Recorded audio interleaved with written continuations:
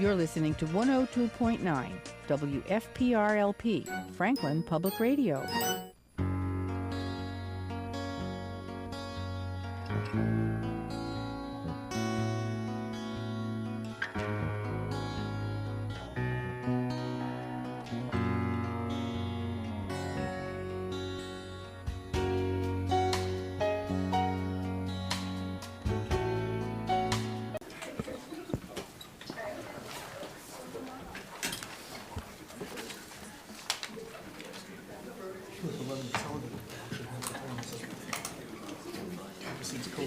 You're getting pretty good at it.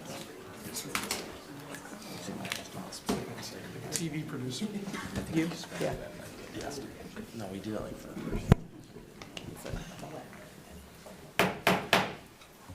All right, time being 7:03, I call to order this very exciting Franklin School Committee meeting. Meetings are recorded by Franklin TV and shown on Comcast Channel 9 and Verizon Channel 29, as well as recorded by Franklin Matters. And at the conclusion of our meeting, we'll be adjourning to executive session and we will not be returning to open meeting. Now, to begin, our pledge student, Ramona Vandermeer-Lynn. Want to come on up, Ramona? Ramona is a 5-year-old preschool student at the ECDC. She has been a student at ECDC for 2 years in Mrs. Chris's and Mrs. Elizabeth's classes. Ramona is an outgoing, engaging, and respectful member of our school community, and we're so proud of the role model that she is for her peers and classmates. Ramona has been the recipient of an ECDC Good News Call of the Day. This is an award given to students who go above and beyond the expectations in so many ways, and a special call home is made by the student to share this excitement with their families. Ramona was recognized for independently sharing with a friend when Ramona noticed that they didn't have enough kinetic sand. Ramona is also a member of our Special Olympics Unified Young Athletes team that just started at ECDC. She is a wonderful support, guide, and friend to all her teammates. She enthusiastically participates each day of the program and loves every minute of what she is doing. It is with great pride and joy that the ECDC is represented this evening by Ramona. Now please rise, and she'll lead us in the Pledge of Allegiance. I pledge allegiance to the flag of the United States of America and to the republic for which it stands, one nation, under God, indivisible, with liberty and justice for all.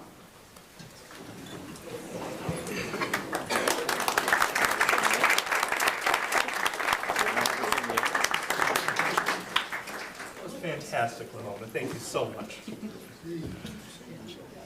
And now, just as is customary, we'll pause for a moment of silence.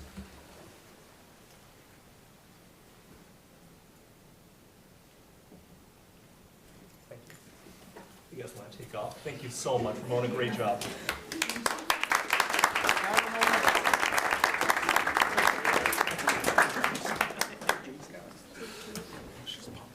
All right, routine business, review of agenda. Agenda look okay, everybody? All right, payment of bills taken care of. Payroll, Vice Chair McNeil. Payroll's all set. FHS student reps. As for news for the whole school, both the freshman and sophomore classes will be holding their combined banquet on April 11th from 7 to 9 in the FHS gym. Empty Bowls is hosting its 10th annual fundraiser to benefit the Franklin Food Pantry. Tickets will go on sale April 1st. The Spring Art Fest will be held on April 2nd. The Family Science Night will be held April 10th. Science National Honor Society and Math National Honor Society members will be going to Keller to teach the students about math and science on March 27th. With banquets and prom coming up, be sure that all fees owed to the school are paid and all detentions are served. As if they're not, you will not be able to attend. The sophomore class had MCAS today and will continue their test taking tomorrow. For sports, of course, our winter sports wrapped up nicely with our state champion basketball team, national champion cheer team. We'd also like to recognize John Woodall from the wrestling team for being the undefeated all-state champion at 106 pounds. In the spring, FHS offers boys and girls lacrosse, baseball, and softball, boys and girls tennis, and of course boys and girls track. Those tryouts have been completed, and good luck to all our spring teams for a successful season. So for the senior class, our seniors will have their banquet upcoming on April 4th at Lake Pearl. Tickets for the all-night party are now on sale until April 1st. Party's also looking for volunteers, so look at the newsletter to sign up. And the junior class, the junior prom, is being held on May 2nd at Lakeview Pavilion. Tickets are now on sale until April 9th. And the junior class is also having a Panera fundraiser on the 14th of April. Awesome, thank you. Any kind of questions, comments from the committee? Just a little comment about, one, my favorite night of the year, Science Night. So definitely check that out. It's always been a blast. And then two, Empty Bowls. If you haven't gone to that night, definitely a great night, great worthy cause. And just to see the artwork that the students do as well in terms of the bowls that they make is impressive. So nice night to go. So thank you. All right, thank you guys very much. I believe last time, Mr. Charles, our families ate dinner that night. We brought them in, they had soup, and we were good. We never did. I remember that.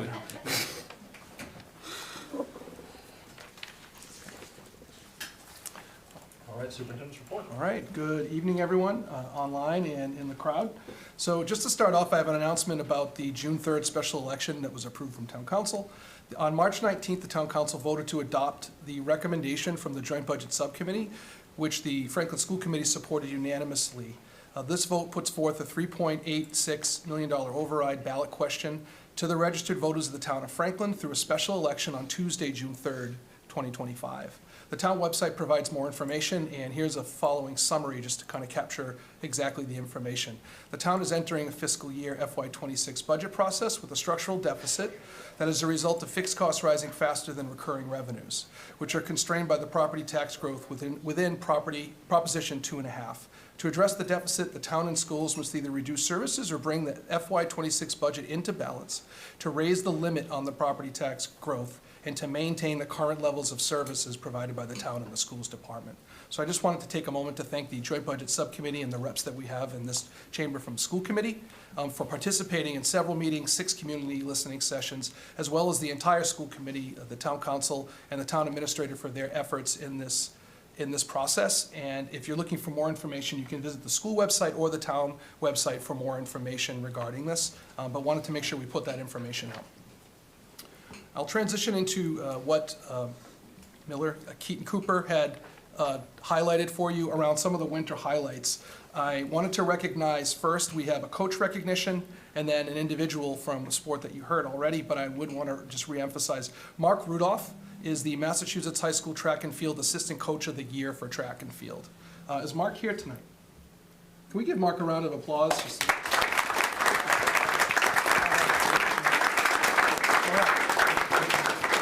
All right, for wrestling, you heard John Woodall. Franklin Wrestling is the MIAA weight class 106 champion in the following. He won the Hockomock League Championship, the West Central Sectional State Championship, the Division I State Championship, the All-State Championship, the New England Championship.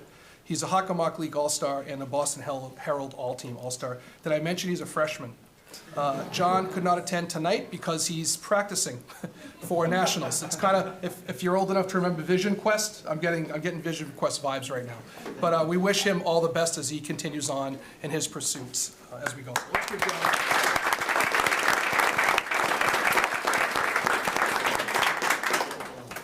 Next, I'd like to recognize the Franklin High School boys basketball team that made history last week, capturing the Division I state championship in a hard-fought battle that tested their mental toughness and their physical skills. And if you were at the game, it was quite a game, right down to the buzzer. Finishing the season with an outstanding 27-1 record, they also remained undefeated in the Hockomock League for the second consecutive year, a feat never before accomplished in league history. This marks the Franklin's 4th state title appearance in the last 9 years, and it's the first ever state championship in school history.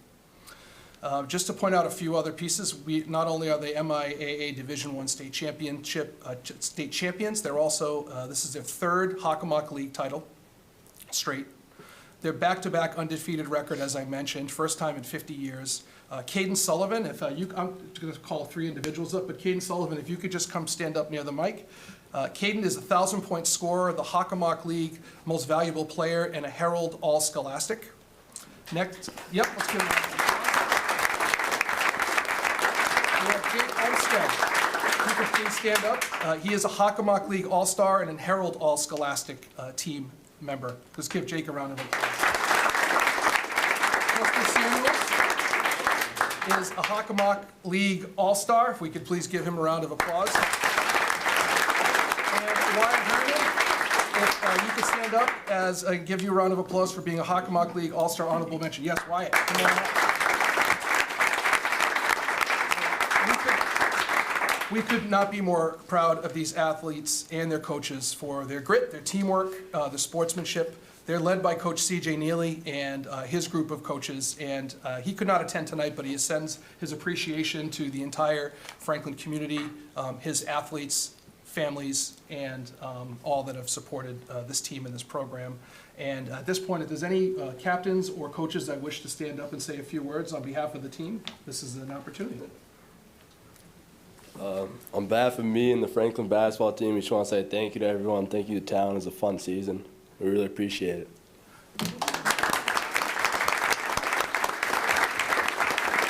Congratulations. Next, we have the winter cheerleading team, who also brought home a huge victory, beating 65 teams and winning the grand championship at the AmeriCheer International competition this past weekend. They broke the highest score record with an impressive 96.98, and the team went undefeated this season. You may also recall that they clinched the Division I state championship for the winter season, which they were recognized at a previous school committee for, which was their 5th consecutive. The seniors on this team have won a total of 7 out of the 8 state championships and 3 national titles. Congratulations to our cheerleaders, and at this point, if there is any coaches or captains who wish to come up and say a few words, this is an opportunity to do so. Yeah. Is Coach? Here you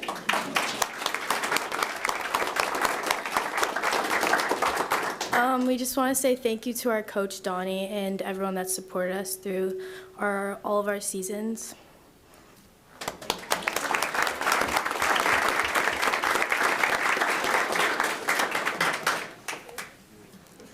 Just impressive when I look around, and I've said this to a variety of different students that we've had who've earned some sort of recognition, whether it be in music, in athletics, in arts, and whatnot. And I'll say it again, and I'm going to say it until I'm blue in the face or I retire. But I will tell you, you're here to get recognized tonight for some achievements that you've achieved either as a team or in the event of someone who's an individual. But it's never lost on me the amount of work you had to do when no one was cheering you on, the practices where it's just you and the team and the coach, or you on your own in the summer, or a captain's practice, or pickup, or you're cheering, just working out to stay physically fit for anything. I think it's those moments that you do that contribute to how successful you end up being as a team. And I think if you continue to do those types of things as you grow and graduate and move on into adulthood, you'll be a part of a team in some capacity in some way. And the more you work on yourself in addition to helping contribute to whatever the goal is that you're a part of, I think it's just going to set you up for success. So just congratulations to all of you. And we're so proud of you and your accomplishments, but most importantly, just your commitment. And you represent Franklin with pride. And I feel as though we're really proud of you. These types of moments create more and more pride. Before the meeting, for those who are online, if you didn't know, we had a young person come up to our athletes that were in the crowd and just say how impressed he was. He gave them cookies too. I'm hoping I get one at the end of this. But at the end of the day, I think it's these types of moments that when you can make connections, I think you start to see pride is built through these types of moments and interactions, and community pride builds in this way. So thank you very much for taking the time to be here tonight and for representing Franklin with such excellence. So thank you.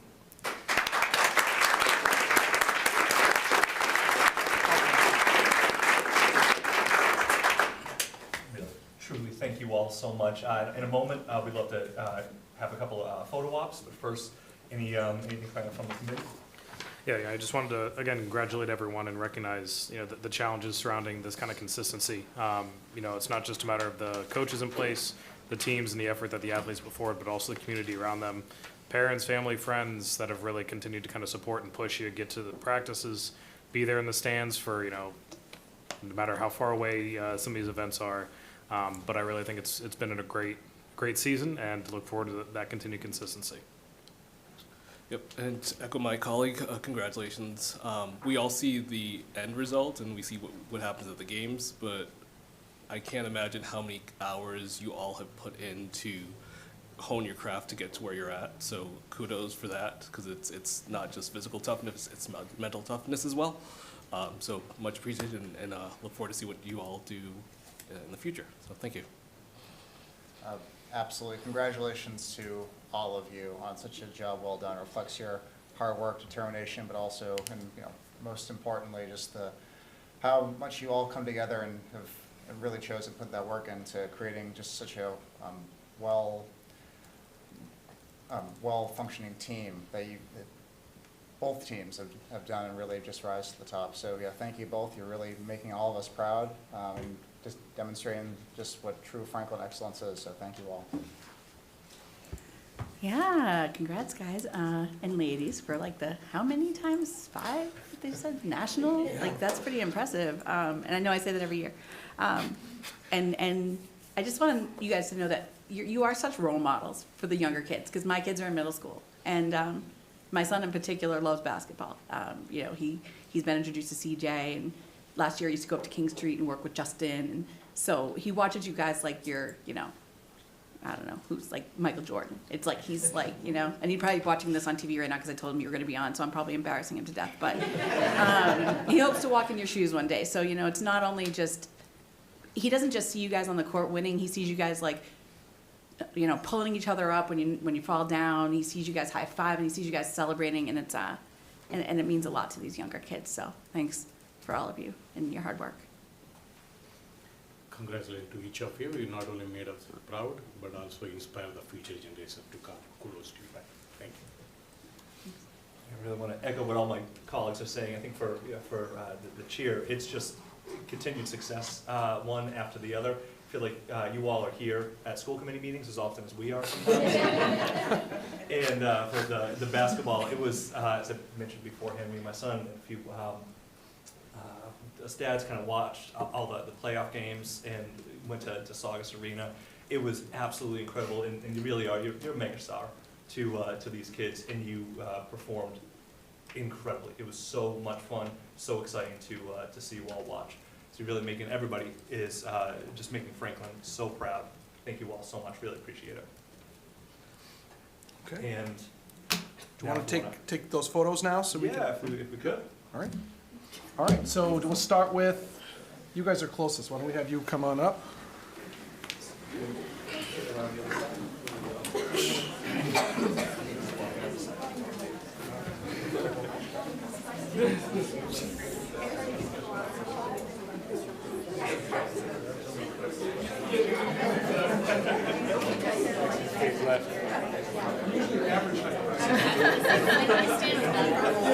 I'm not even attempting to stand up right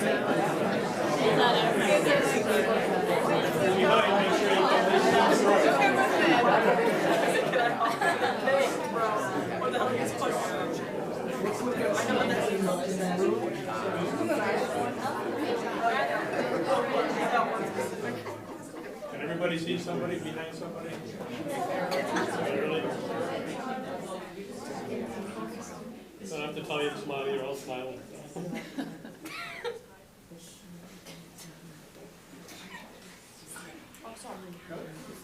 One more.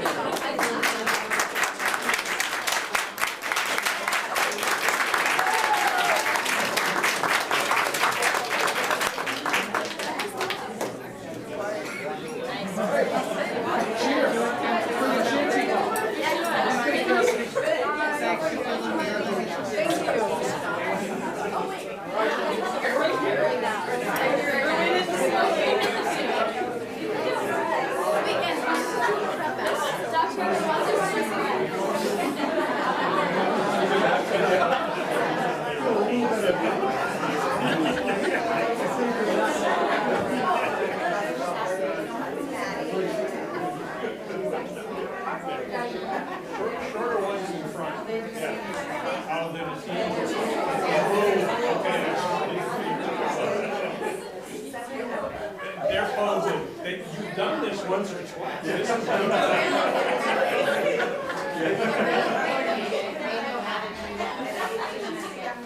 right, everybody looking, everybody seeing?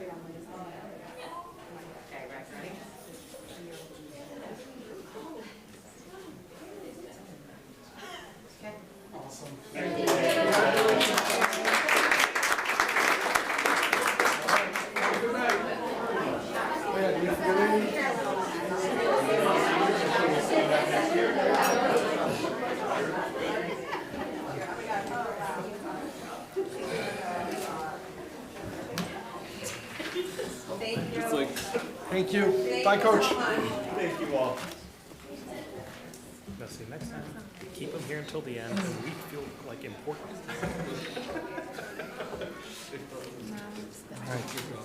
So I still have a few things. Yep, absolutely. So, I also want to give a shout out. I had one more note here. Our fans, Rattle City, our fans, our passionate student section, whose energy and spirit was recognized by the MIAA staff for their enthusiastic support of each of our teams. So I just would point to that. An MIAA official approached me during the state championship game and said that he has covered multiple playoff events over the season and in a variety of sports, and just said that there was a consistency around our fan base. So I wanted to point that out, give them a shout out.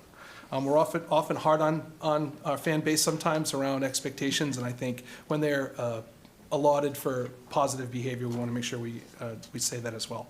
The ECDC staff engaged with Jillian Flanders, the author of Little Learners, Big Hearts, A Teacher's Guide to Nurturing Empathy and Equity in Early Childhood. This occurred to set the stage for the half day. What did we do on the half day on February 18th? We hadn't given an update. So that's what happened there. The K-8 educators reconnected in their 25-26 school communities to converse, collaborate on topics related to community and culture. They met in grade level teams to share values and brainstorm traditions to commit to as a new community, and other teams furthered their work in the multi-tiered system of support. For example, the FHS staff worked in their departments to further the universal design for learning work.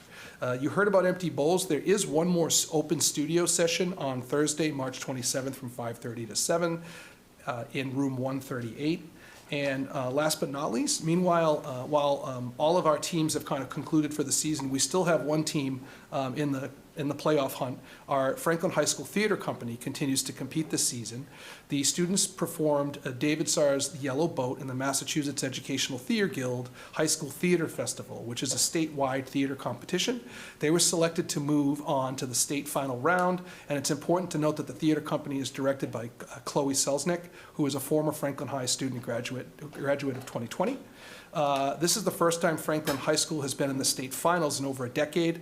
Of the 15 finalists, 3 will be chosen as winners, 2 will be selected for the New England Drama Festival, and this state final takes place on Friday. It begins on Friday, March 27th at 2 p.m., and tickets can be purchased through the metg.org box office, and it will take place in Boston at the John Hancock Hall. So we wish our thespians, our theater company, the best of luck as they compete this Friday for their state tournament. thank you very much. All right, questions, comments from the committee? No, congrats to the theater company, because I know that it's been an uphill battle for them to keep it going, so congrats to the students, and thanks to the former student coming in. No questions, thank you for the update. Yep, no questions as well. Thank you. Awesome, thanks. And then, I just got 2 quick comments. First, thanks for kind of just mentioning the ballot question. Sure. The override for that structural deficit. And I know we've talked about it so often at so many of the meetings, but I think it's also, when we see the amazing work that we have of our athletes, of the theater club. Just at our last meeting, amazing members from the arts, writing. We had that incredible quartet that was at town council meeting just a couple of meetings back. This is what we're doing to try to protect and really preserve what we have.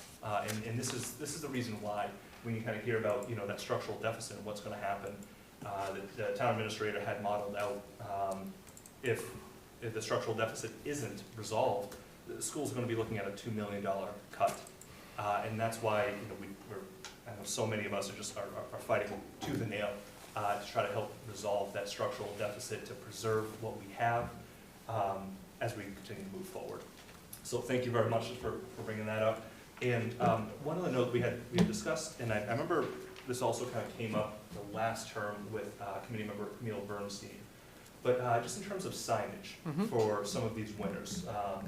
And would you be able to kind of elaborate? I know we had some conversations. Sure. So this did come up in the past for signage. So just procedurally, any sign that's coming, like when you come off the highway and you enter into Franklin, you see the signage, that's state property. So the school committee, we can petition together, we can petition to have the signage updated to include additional signs. And that's something that you and I have already discussed about next steps. There's also been previous discussions about signage on our own property and what we could control. So I think those are open for future discussions that I certainly would welcome as part of just the work to kind of make sure that we're representing our student achievements across the board, whether it be in athletics or any type of state title. Typically the state signage on the highways, it has to be linked to like an MIA endorsed event or something to that effect. And I think we have those on record, obviously, but certainly I think this would be great for a future discussion for us to continue to dive into. And I know that the town administrator had approached me about a similar conversation just to kind of talk that through. What are the steps that you take for each of those things to happen? So yeah, I'm glad that you brought it up because it's something that we just discussed last week and I think would make sense as we move forward to kind of capture that. Perfect. So more to come? Yep. All right, terrific. Thank you very much. You're welcome. All right, so then we'll move on to guest presentations. Okay, so you have 3 presentations tonight. I'm excited. This is an exciting meeting. I just think from start to finish when I look at this agenda. And I'm really excited to invite up Ms. Hafely, who is going to be presenting to you the next student tour opportunity for our high school students.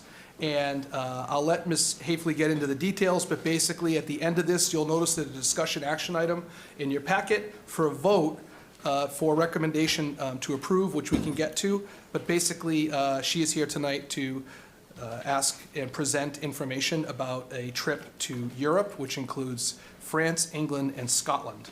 And I'll kick it over to you, Ms. Hafely. Thank you for being here tonight. Thank you.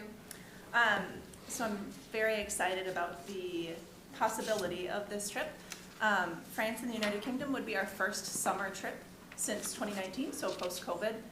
All of the EF trips that we've done up to this point since COVID have been during February vacations, so this summer trip is a nice opportunity to do something for students outside of the school year. My name is Nikki Hafely. I am a teacher and the math department head at Franklin High School.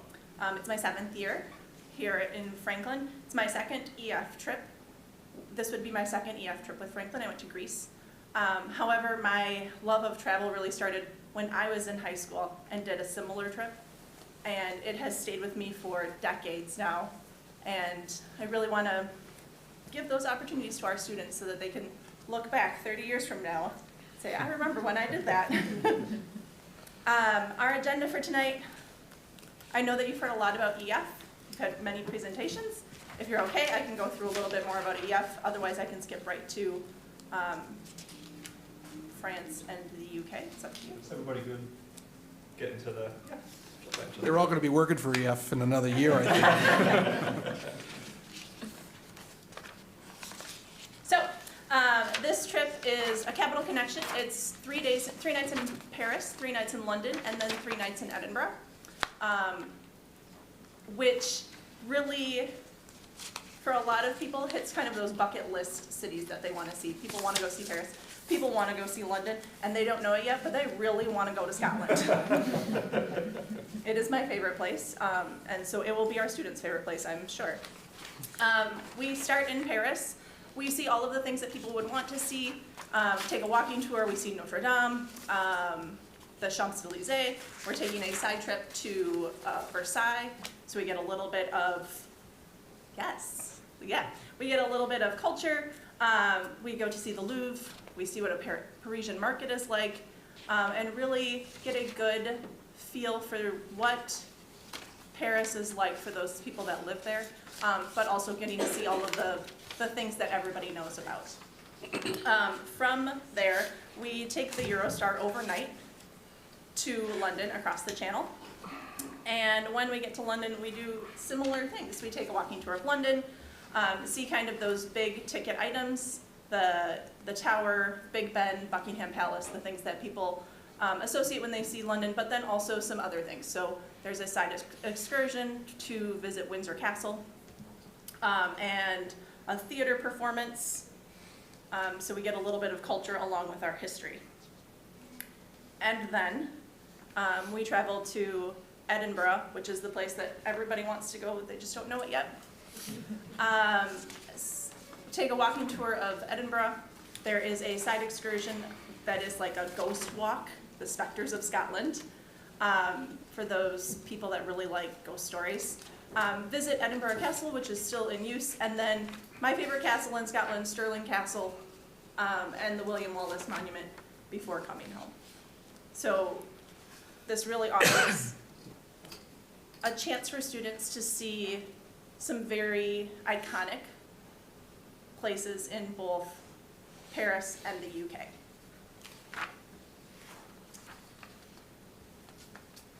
My proposal is that we book after school, so really hoping for the 1st of July, but as you can see, our window would be anywhere from June 28th to July 14th, and we wouldn't know those exact dates until a few months before we leave.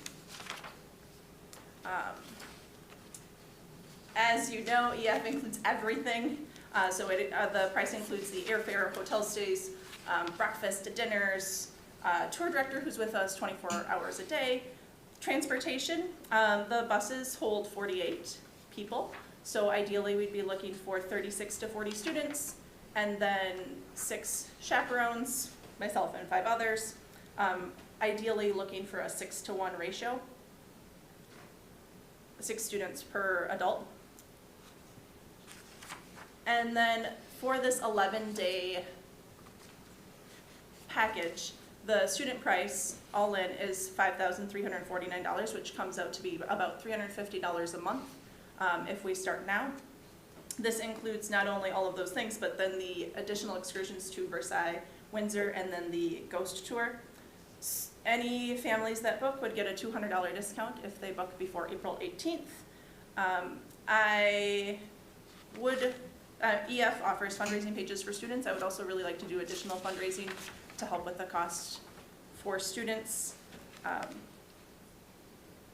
And looking for a parent meeting in the next 2 weeks to kind of get things started so that parents can really take advantage of getting in early and saving more on their monthly payment. No questions? All right. Thank you very much. Start down here. Yeah, so I think, it's a really, from a cultural perspective, it's really fantastic. And looking at some of the different locations that you're targeting, I can appreciate kind of the mix of history, culture, art. I think Paris is going to be quite the adventure. Actually got engaged in front of Notre Dame, so I'm excited to hear what it's like. I was there before it burned down, so obviously since the rebuild, I'm sure it'll be quite the scene. And then obviously looking at functioning train systems is always an exciting opportunity, so we can potentially bring back some notes. So enough with the sarcastic things. One of the main thoughts that I have is kind of the challenge around making sure that we help support the students, in awareness, but then also being able to actually go on the trip. So what kind of system do you have in place for selecting, these 30 to 40 students to make sure that we, it's not just great, everyone who can click the button the fastest, they're all in, like what system do you have in place for that? Well, I hope that there are more than 36 students that want to go. But we would have to look at when students sign up, they will be placed on a wait list. And then from there, depending on how many there are, I would work with administration to make sure that we're allowing anybody who would like to go, but then also making sure that we're being equitable. Yeah, I think that's just one thing. Might be, obviously it's nice to be able to allow everyone to go, but it's one thing that I think, especially if you're setting up the next 2 weeks, at least having that kind of answer in mind, so that parents do understand. If there is, let's just say we have 50 people sign up, what is the process going to be? What kind of system do we have in place? So, just for going forward. Thank you. So this is the first time that we're doing it during the summer. I guess, how does this, is there anything different with this compared to a trip during a school break? The trip functions in the same way. The only difference is there's no way that we will be missing school. So it's completely during the summer and that's it. Okay, great, thank you. Yeah, thank you very much for coming and presenting this. I mean, like with all the EF trips, it seems like a really exciting opportunity for students to see the world, take in different cultures and perspectives, and it seems like this is no exception to that. So yeah, no questions on my part, but just the same with all these trips. Really would encourage you to find ways to help students who might not be able to afford or be able not to afford to go on, or maybe right on the cusp, to see if there's ways that we can help fundraise for them or grant them any additional assistance to do the best we can to help these trips and these opportunities to be available to as many students as possible. Thank you. Yeah, thanks for putting this together. I always look at these prices and I'm like, can a school committee member be a chaperone? Because the price, what you get in these EF trips is pretty amazing. Like, just the level of like touring and kind of cutting the lines and, you know, getting around. So, no questions. I'm excited for you. I'm sure lots of interest will be there. So. Thank you for the presentation. Definitely it's a good trip for the education. And I heard the last time there was one more trip on 2026 to Australia. Australia. That was, Do you want to come up, Dr. Weber? that trip to Australia was proposed, but it didn't actually, the person who was originally planning on doing it kind of like rethought the destination and the plan, and originally that was, her original intent was to do it during a school break, like a vacation week, April or February, I can't recall, and that would have been too long. So one of the things that we got, heard the feedback, and one of the things we're trying to do is offer the shorter trips, like 8 days or less during the February and April break, so students don't have to miss school, and then allow the summer to have the more opportunities for longer trips, such as this one. And then, if you don't mind, I'll just. Do you want to talk about Mr. Griffiths? I knew you had an answer. Yeah, and Nikki's wonderful, but there's so many things that are kind of happening behind the scenes in the bigger picture, and I'm so grateful, and she's so capable and willing, and I'm so grateful that she wants to do this trip, especially in the summer, because I know from experience that these trips are not vacations for chaperones. They are not. They are on, and really they're completely responsible for all the children there and the adults for chaperoning. But back to your question, a couple of things that we are doing. If we get students greater than the number of students that we could hold, there's like kind of two options. We could expand the trip to hold 2 buses. I would say that's probably very rare that that would happen. Or if we do get just a few over, then we would really try to prioritize probably seniors first, then juniors, then sophomores. So we're trying to think of those things to make it fair to the students. So like, if you're a rising senior, you won't have another opportunity. But if you're a rising junior, then you would have another year's opportunity.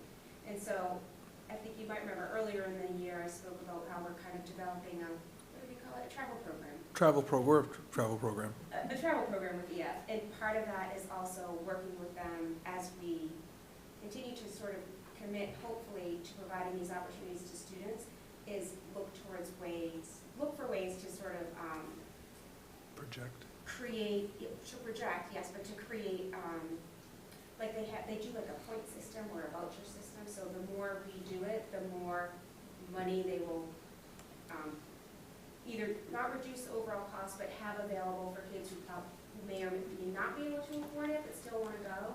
So we want to give equitable access to all kids as best we can, or opposite it, so that is part of our long-term plan and sort of committing to have these trips with this tour company to hopefully get some reductions in costs for some kids who need it.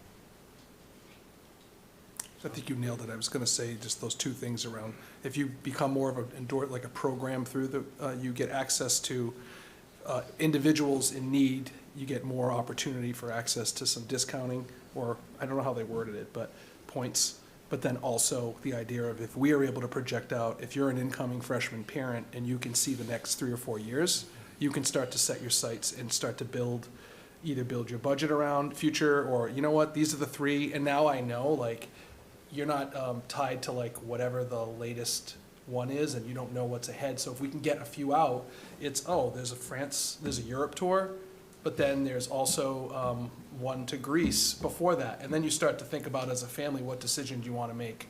If that's something that's, so the more information we have for families that you can project out, I think you can start to pinpoint when is the most appropriate trip for you and your family, and then you'll know a ballpark for the cost. They tend to be in the same area, so that was part of the benefit. So can I also say, the process that Dr. Weber and her team have continued each time we do a trip, they add a new layer to vetting and kind of making sure students are in good standing. So when we think about like waitlisting, the EF system, when you hear these nights, you then express interest, you go on a wait list, and then there's vetting that happens on the back end. Is this student a responsible citizen at Franklin High? Because if they're not a responsible citizen at Franklin High, how can we think that they'll be a responsible citizen in Europe? So then these are the things that we have individual conversations with discreetly with students and families around their expressed interest, but if they're not meeting behavioral expectations, so that's how some of the list gets kind of checked and vetted. And then that's like pre-reg, treat it like a concert. Then you have, all right, now you're in, now you need to be in good standing for the remainder of the time leading up to the trip. And then you need to be good on the trip during the concert, right? You need to be on your best behavior. So start to finish, I feel like they've broken this up into phases to just make sure that we're supporting and really trying to reinforce, a standard for how these things work. And we debrief every time too. I think we just had a successful trip to Italy, and I debriefed with those trip leaders. And every time we kind of learn a little bit new, something new, like we didn't think of before. And so I think as we continue to develop this program, these experiences, we'll be able to, just continue to help them be successful. Okay, thank you. And how about Erin online? No further questions for me. This sounds like a fantastic trip.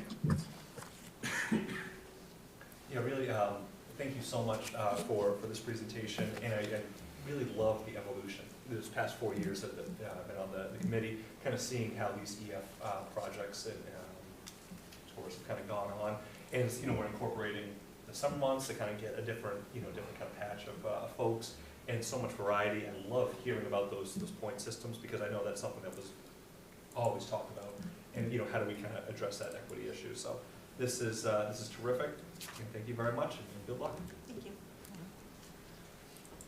And I know we have 2 other presentations coming up. I didn't know, entertain a motion to take discussion action item A out of order.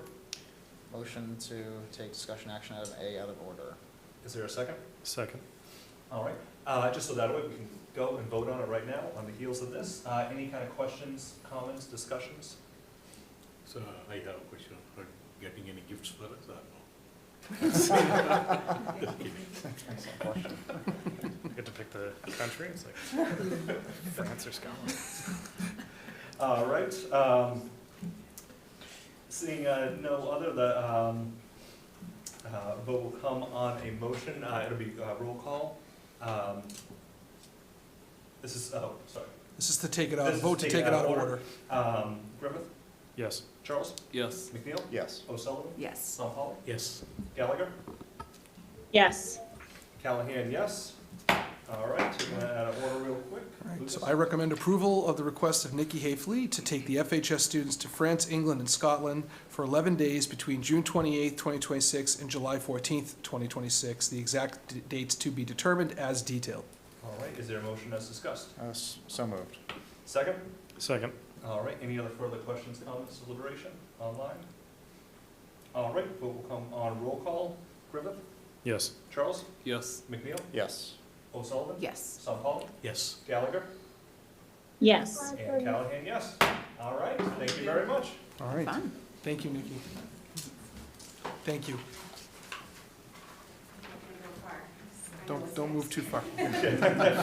All right, so as Dr. Rogers is queuing up the next presentation, just want to formally invite Dr. Weber here, along with our amazing, and I say that with all sincerity, Director of Guidance, Heather McVeigh, who has joined her today for the FHS update, and I'll kick it over to you both to continue. So thank you both for being here. Thank you. All right, it's been a fun night for FHS so far. Tonight. So we're here tonight to revisit some of the highlights and the initiatives that we started to, I think I introduced maybe in late December. And talk a little bit more in depth about our course selection process. And yeah, so let's get into it. We're going to start with some of the more exciting stuff. So here we're going to talk in general about like bigger picture, some new and expanding opportunities that we have for students. And we'll talk about the course selections and offerings process and what we're seeing in terms of trends and enrollment for what kids are choosing at Franklin High School. And I consider Heather here like an expert, and so I'm so happy she's here. She's got a lot of historical knowledge. How many years have you been at FHS? 23. 23 years, and she's amazing. And so I'm happy she's here tonight to kind of enrich this conversation, I think. Okay, so, Okay, so in the next few slides, I'll share a little more detail about some of these initiatives that I introduced a few months ago. Our Pathways program, college credit options, Project Lead the Way, that's a newer thing that I can share some information about. And then you heard initially about our work towards creating an intervention block called a WIN block. So we'll talk a little bit about each of those. So I have to give Dr. Rogers and Mr. Stark credit here for really writing the grants for these Part 1 and Part 2 of our Innovative Career Pathways DESE partnership, and those grants, those 2 phases of the grant were approved. So we're really excited for that, and what that means for us next is that we have chosen 2 avenues for our initial pathways. It's healthcare and social assistance and business and finance, and this was really aligned with what you'll hear in a little bit about where our student interests are trending. And so we're excited to see how this is going to transpire over the next 3 years. We have kind of a long-range plan, but again, the goals are to provide students with interest-based coursework in these 2 areas, but then also expose them to some internship or capstone opportunities related specifically to their pathway. And within this, they have opportunities to create partnerships in our community and work in industry, which is a great experience for them. And let's see, so our committee, in preparation for those sections of the grant that were accepted, came together to align the coursework that's already exists in our program of studies that aligns with what will support a student's path and give them that kind of holistic experience to meet the needs of the healthcare pathway and then the business and finance pathway. And of course, I think as we continue on and work with this and see how it unfolds, we may identify areas of need of some other classes that we might introduce. But for now, we are on a good path, I will say, towards progression in this area. And then we have the grant that's supporting this is the DESE grant, but also this newer, the 1-8 Foundation Project Lead the Way grant that I'll talk to you about in a moment, can also support, it's aligned with this. So when students experience that, then it will work towards their progress within a pathway if they so choose. Dr. Rogers, did I leave anything out about the pathways? Okay. All right.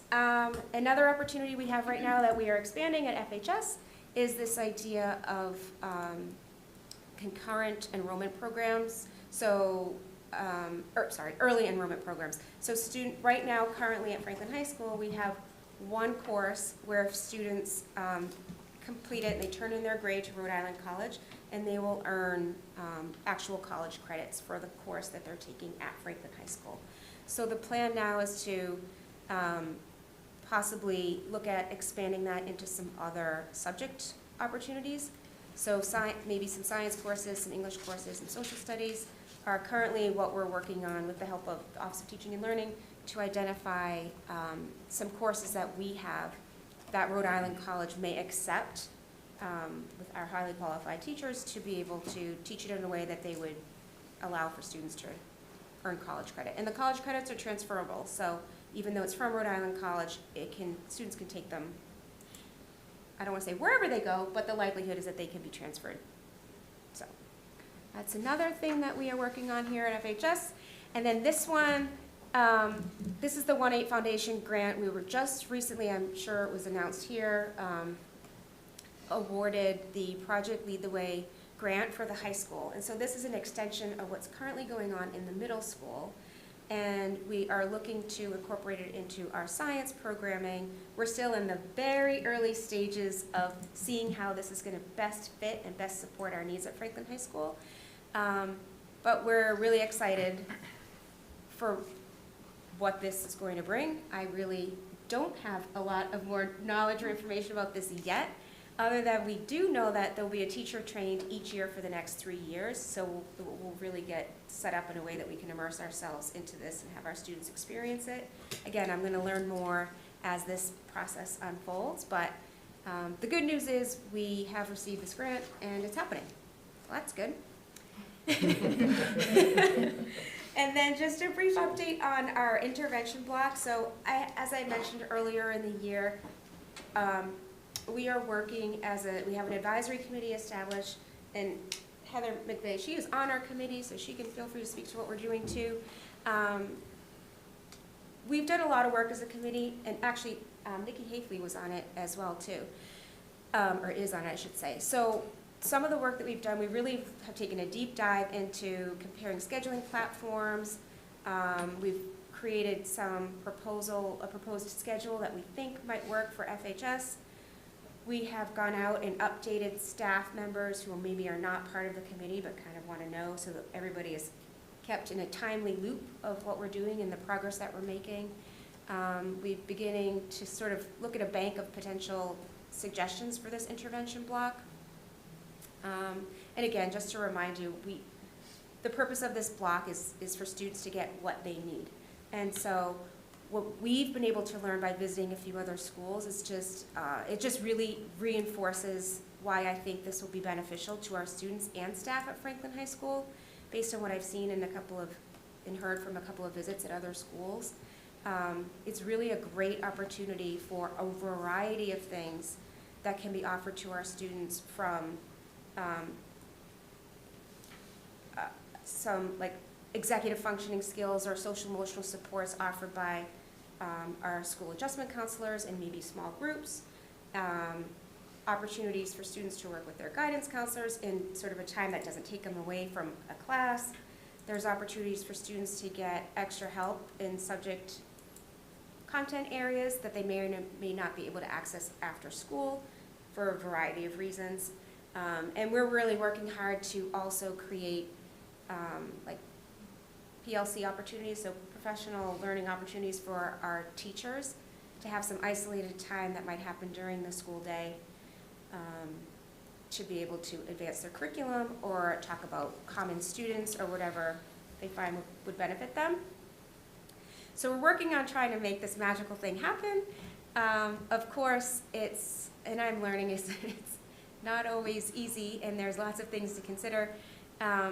Right now, our next steps, we have a meeting tomorrow afternoon to compile a lot of our data that we've all collected individually. We've investigated scheduling platforms. We're coming close to really figuring out what would work at FHS. It will involve a little bit of a schedule change, and so we really need to collaborate with the FEA and the district as a whole to figure out how we can meet the needs of all of our staff and students in the model that we're hoping to achieve. And so once we do that, then our hope is to implement a pilot program I will say, an interesting piece of data that I came across in our work in the last, couple of months in this, is I surveyed a bunch of Hockomock schools and other neighboring schools and towns and communities that we often talk about, we're familiar with, and we often compare ourselves to. And I think there were, I might misquote the exact number, but I've said it a couple of times, of the 24 or so schools, there was only 2 schools that don't have a model in place currently. We are one of them. And then another school are just introducing directed studies for the first time. So they're exploring this, but in a different, so what that tells us, and some of these schools have been established for 10 years, and some more, I would say, just recently. But it's there, and it's sustained, and it's working for a reason. Now, it hasn't been without bumps in the road from what I'm hearing from some schools. People have made adjustments, but overall, it's been really great and beneficial.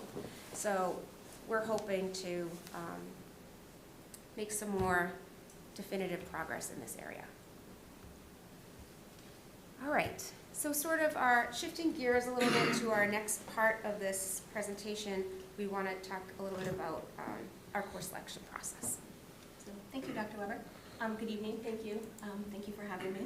I think, Maria, you were here earlier this year and you kind of gave an overview of the course selection process, but I guess what I really want to emphasize is it's a multi-step, multi-month activity that we do at the high school.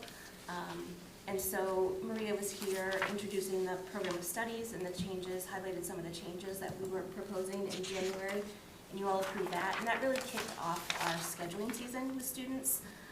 We then had a Panther Pride Night for rising 9th graders where we spoke about course expectations and the scheduling process. And the program of studies was really the stepping stones. Families were given the program of studies. We did some activities and advisories with students where they were asked to look through the program of studies and watch some videos around career interests, and that really helped them think about courses they would want to take. And then teachers spoke to the students about course options and their recommendations. That's something that we really value at the high school, are having those teachers engage with students in a way that they understand what their options are, but also what they're recommending for them. So when they come to their guidance counselors and talk about their courses, they have some ideas of what's appropriate. The thing that I'm really proud about, and a lot of things at Franklin High School, but in particular within the guidance department, is that the course selection process is super individualized. And what I mean by that is that every student meets with their guidance counselor individually and talks about the courses that they need or want to take for the following year. And we talk to them about their post-secondary plans. We talk to them about the career interest inventories that they do sophomore year in guidance seminars, and try to align everything so that they're getting the courses and they have a better sense of what's available to them throughout their 4 years of high school. So I think that's unique in Franklin. I don't know a lot of high schools where it's individualized like that. So that takes really the better half of 5 weeks, really the end of January, and we just finished that up last week or the week before. So we're at a point now where the tallies are in the system and department heads are reviewing the course requests. And the thing to go back, what I'd like to say is when we build the master schedule, it's always from a student-centered approach. So we never have a sense of, we need X number of sections of English or X number of sections of math. It's really, everything is driven by the students and what they want and what they need. And so now we're at a point where at Principals Council, department heads are looking at course requests and building tallies and sections. And then they will meet with Dr. Weber and kind of go from there as far as what courses will run. Okay, got it. So I will fully admit I am not the mastermind behind the master schedule. There's a person who has a real knowledge for that, and I am not that person. But I think some of the things that we need to highlight as far as what goes into deciding what courses that run, it always, again, is based on course interest. I've said that. But we take a look at what courses are required for graduation. As you may remember, we recently added 3 new graduation requirements. And that really put us in a place where we align with the Mass Core. So recently we introduced the 2 years of a world language for a graduation requirement, 1 semester of performing or visual arts, and then a personal finance graduation requirement. So we really look to make sure that students are getting their needs so that they're graduating with what they need. And all of the courses that we run, all of the courses that we offer and have run are always in our program of study. So we're not eliminating courses. Really, whatever we have run is in there, and students have the ability to choose those courses. And then, like I said, we will build a schedule based on the number of requests. As far as operational and the scheduling logistics, we keep in mind that teachers can teach 5 classes. We look at a recommended class size of 18 to 24, and we look at to make sure that students have the appropriate number of year-long classes or semester classes. So if they need 2 semester classes to build their schedule, it's 2 semesters versus a year-long class. And then, of course, the availability of teachers who can teach a course. And just something to note, last year our numbers, the goal was 18 to 24 this year, but last year our numbers, we had to bump up class sizes to 26 to 28. And so when we bump it up to 26, 28, that might mean a class has 28, 29, or 30 at some points. But when we're building the schedule for this year, we're using these numbers, and hopefully we can keep them. Okay, so sort of the next series of slides, you're going to see lots of data and some charts. And if you're into that kind of thing, then you'll enjoy them. If not, some people are. I kind of like data. But they tell a story, and I hope that I can convey that well enough this evening. So what I want to talk about a little bit is enrollment trends and where we're seeing, and some of the decisions that are behind when a course runs or not. And so the first series here, these are all of our performance-based music courses. And these numbers, I only have the last few, oh, and let me take a moment to acknowledge Mr. Dave Soulard, who is the mastermind behind our I didn't know if you were going to say his name. It was very veiled. It was, I know. And look, I wrote it down here, make sure I say thank Dave. So I do appreciate Dave's work on this. So he pulled some data for me from the last 10 years. I didn't provide the 10 years of data on this, but what I did learn from this and looking at the data is that the enrollment for our performance musicians, kids who are interested in any of these things here, has not varied much over the last 10 years. It's been pretty consistent, and we've been able to run these courses consistently over this span of time. So this isn't where we're seeing any of the changes. So students, this interest is still present. We're not seeing a decline in our performance-based musicians at this point at the high school. Where we're seeing a decline in interest is in our music elective enrollment trends. So we offer these courses as music electives in our program of studies every year, and we will run them if students pick them. And so I will say, though, in a healthier budget, we've been able to run more of these sections at a smaller class size. And so where we're more restricted, that does restrict the number of classes. Last year, we had to use a hard number of 15. If you'll see in the gray shaded for 24-25, those classes didn't run.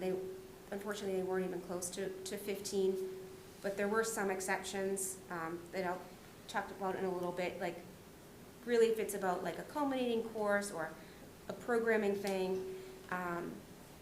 So in this case, something to consider too, these are semester courses. So if we look at something like this, for students who have chosen next year's schedule, it looks like we have 14 kids who are interested in taking piano and 18 students who are interested in taking Guitar 1. We do sometimes try to get creative and say, well, there's 8 kids who want to take Guitar 2. Maybe the teacher feels equipped to be able to combine Guitar 1 and Guitar 2 to give a kid that experience. So we do everything we can to provide these opportunities for students, but we are constricted based on the number of teachers we have, what students are asking for. and also the number of like preps that a teacher can have in their schedule. So this is where we're seeing some shifts in what students are picking in terms of music electives.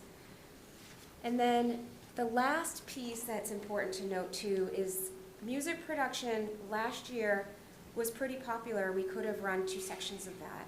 Unfortunately, due to the reduction that happened late in June, like our second round of reductions, that person that position was eliminated. And so with this class so late in June, as a specific skill set that person had, and the unfortunate consequence of that is that you can see that only 14 students signed up for it for next year. We have the equipment. I really hope to see that we can hopefully at least get 1 section. So right now it's not at 15, but maybe we'll be able to get a section of this going. Mm-hmm. Again, it all depends on like what students choose and what's available in a teacher schedule. So for music, for instance, currently at the high school, we have 1.4 FTE. Those performance classes that I referenced, those are 5 sections, so that equals 1 FTE. And so with the 0.4, and it's because we have a director who teaches 2 sections and a teacher who teaches 5 sections.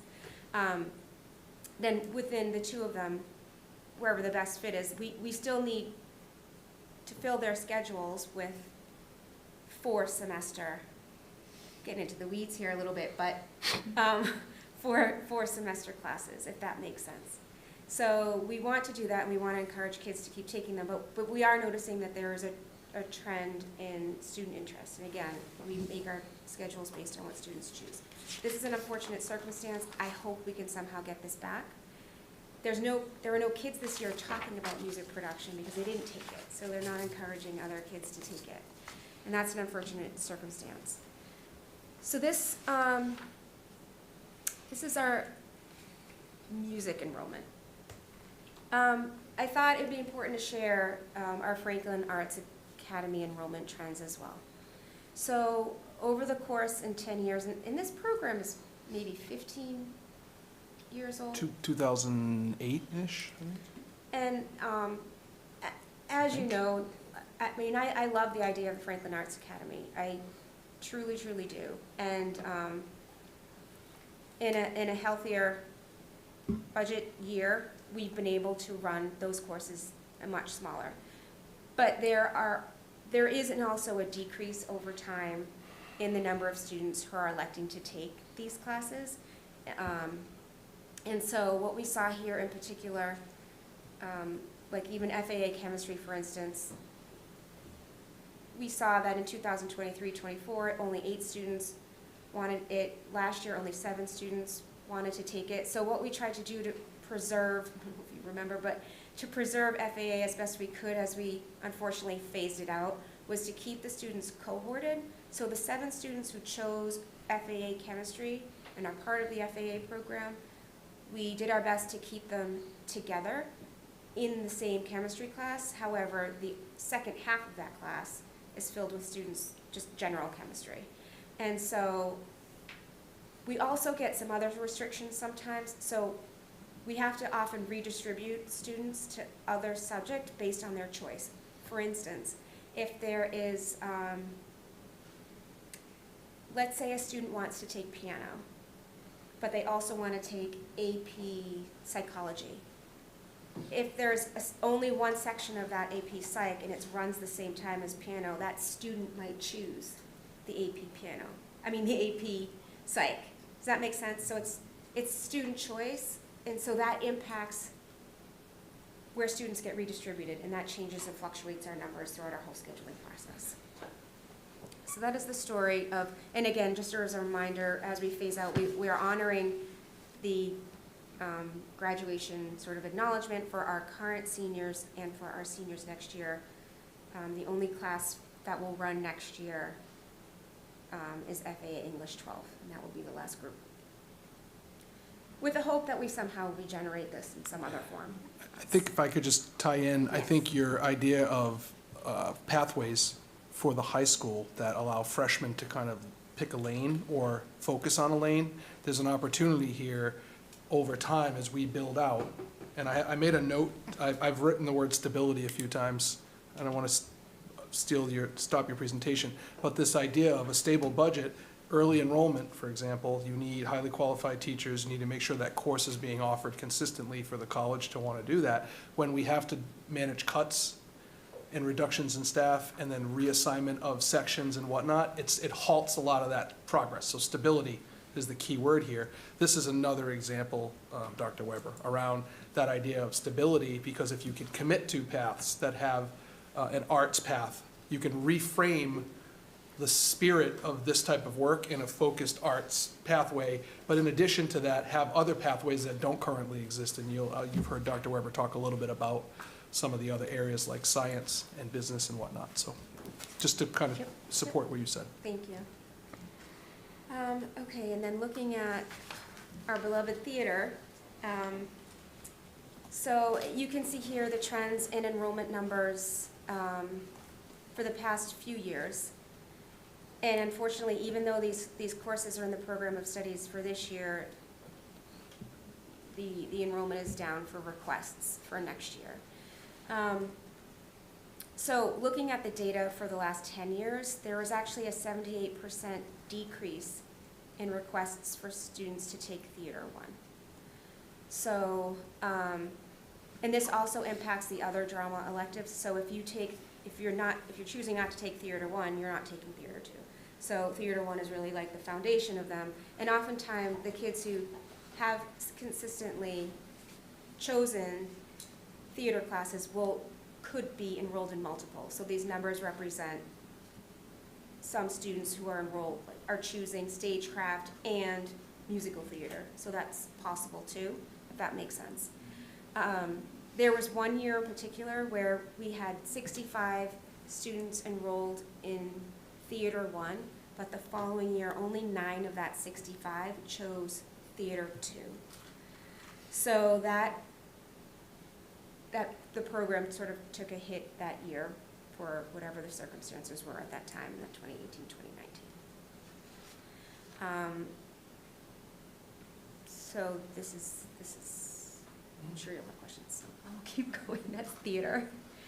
And then the next 3 slides show, in lighter news, these are our list of AP courses.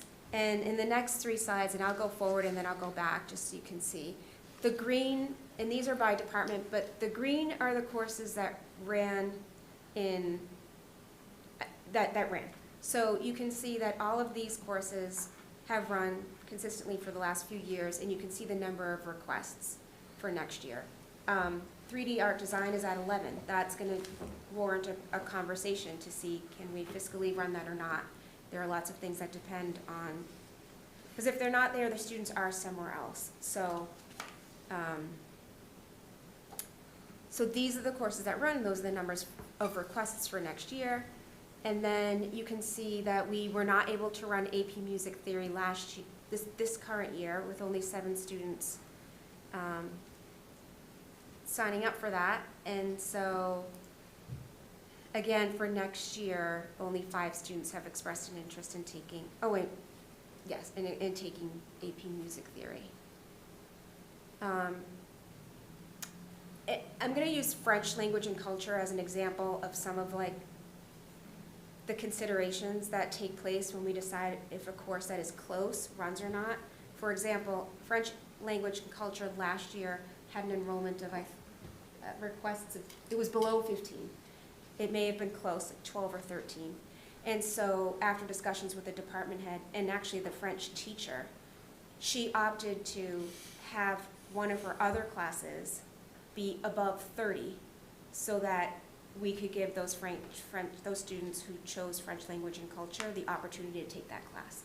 So she's taking on more students and an additional prep in her schedule to be able to have this course run. Because the French language culture course is like a culminating piece especially for kids who come from the charter school who've been taking French for a number of years. To lose that opportunity is unfortunate. So that's a perfect example of where the numbers didn't support it. We could have had 2 sections. I think it was French 1. But that teacher in the department head through discussions opted to take a larger one so that we could run it. And that's not to put pressure on any teacher to say, I want larger class, that was whatever the circumstances were. And then unfortunately, we did not run Latin at 9 and Spanish literature. But we do have an increase in interest in Spanish literature for next year. We're at 16. So Conversation. that's definitely going, there'll be a conversation around that. And then, so as I've said, AP courses run based on student demand and teacher availability, based on the number of course sections, the teacher course load, because again, they teach 5, but they should only have 3 preps. And so we can't give them more than that, nor should they be able to, nor should they have to, have so many additional preps, although it does happen sometimes with semester classes. So, and you can see the numbers on the right. And the other piece that I think is important to mention, we talk about enrollment and enrollment numbers and courses that run. If we have environmental science is 39, we might say that sounds great, we can run 2 sections. If it were 30, we'd have to make the decision to cap it, so restrict students, priority would go to seniors, and just say, sorry, the juniors who requested this, you're going to have to wait until next year to take this. So that, I think, is part of the narrative that came out last year when we were talking about reductions in AP courses. We're able to run them. They're larger in some cases, but there were also a few situations where we had to cap them because of class size. Okay. All right, and then this is just showing, this last piece here is, Heather can speak a little bit to what are students choosing and where are the trends? What are students' interests these days? Yeah, so I think going back to the work sophomores do in some guidance seminars around really exploring their interests for careers, what we've noticed is there's been a significant increase, I think not only with Franklin High School students, but I think largely across the country, in students pursuing business as a college major. So we've seen, as you can see statistically on the bottom, just the large percentage of requests for business in general. It's really outstanding there. And also with the new graduation requirement, personal finance, where all students need to take that class, I think it's something we all really value, and it's something that we put in for a reason. The other trend we're seeing is that the healthcare, again, to Dr. Weber's point about the pathways we chose for the high school, there are more and more students interested in the healthcare field. And so we're seeing students take the traditional sequence of science courses, but then as they become juniors and seniors, they're doubling up in science classes, so perhaps they're taking biology AP and human anatomy. So we're seeing those numbers in science continue to increase, and sometimes even students tripling up in science. So those, I would say, are the 2 biggest areas that we've seen an increase in demand for when we do course selection. I think, too, some of the other things that maybe aren't here, but I was jotting down as you were talking, I think we do a really nice job of offering such a broad spectrum of classes to students, and we really want to make sure students are prepared for college. And I don't remember which year it was, but it was during COVID, so I'm guessing it was 2020, 2021. We were ranked number 7 in the state for the number of AP offerings and the number of students that take AP classes, which is, if you think about the state of Massachusetts, that's a really high number. And we continue to grow our AP curriculum. So we recently added AP Pre-Calculus and AP Microeconomics. So I think that that's something to note, is just the wide variety of courses that we offer. Not only AP, but also all of our electives. We offer so many electives that really tap into the interests of the kids, which could also be, in my perspective, a detriment a little bit, where we're pulling one area from another when we offer so many. But nonetheless, I think we tap into what kids are interested in, and they certainly have a lot of variety to choose from. And I think, just to end on a happy note, thank you very much. I'm sure you have questions. This recently came out of a field trip. Some of our seniors in Miss Kennerly and Miss Bashania's children's literature class, they authored and created their own children's books. And then they went to Oak Street Elementary and read to kids. I thought that was really sweet. And that was just in my inbox just yesterday, so I thought I'd share that little tidbit.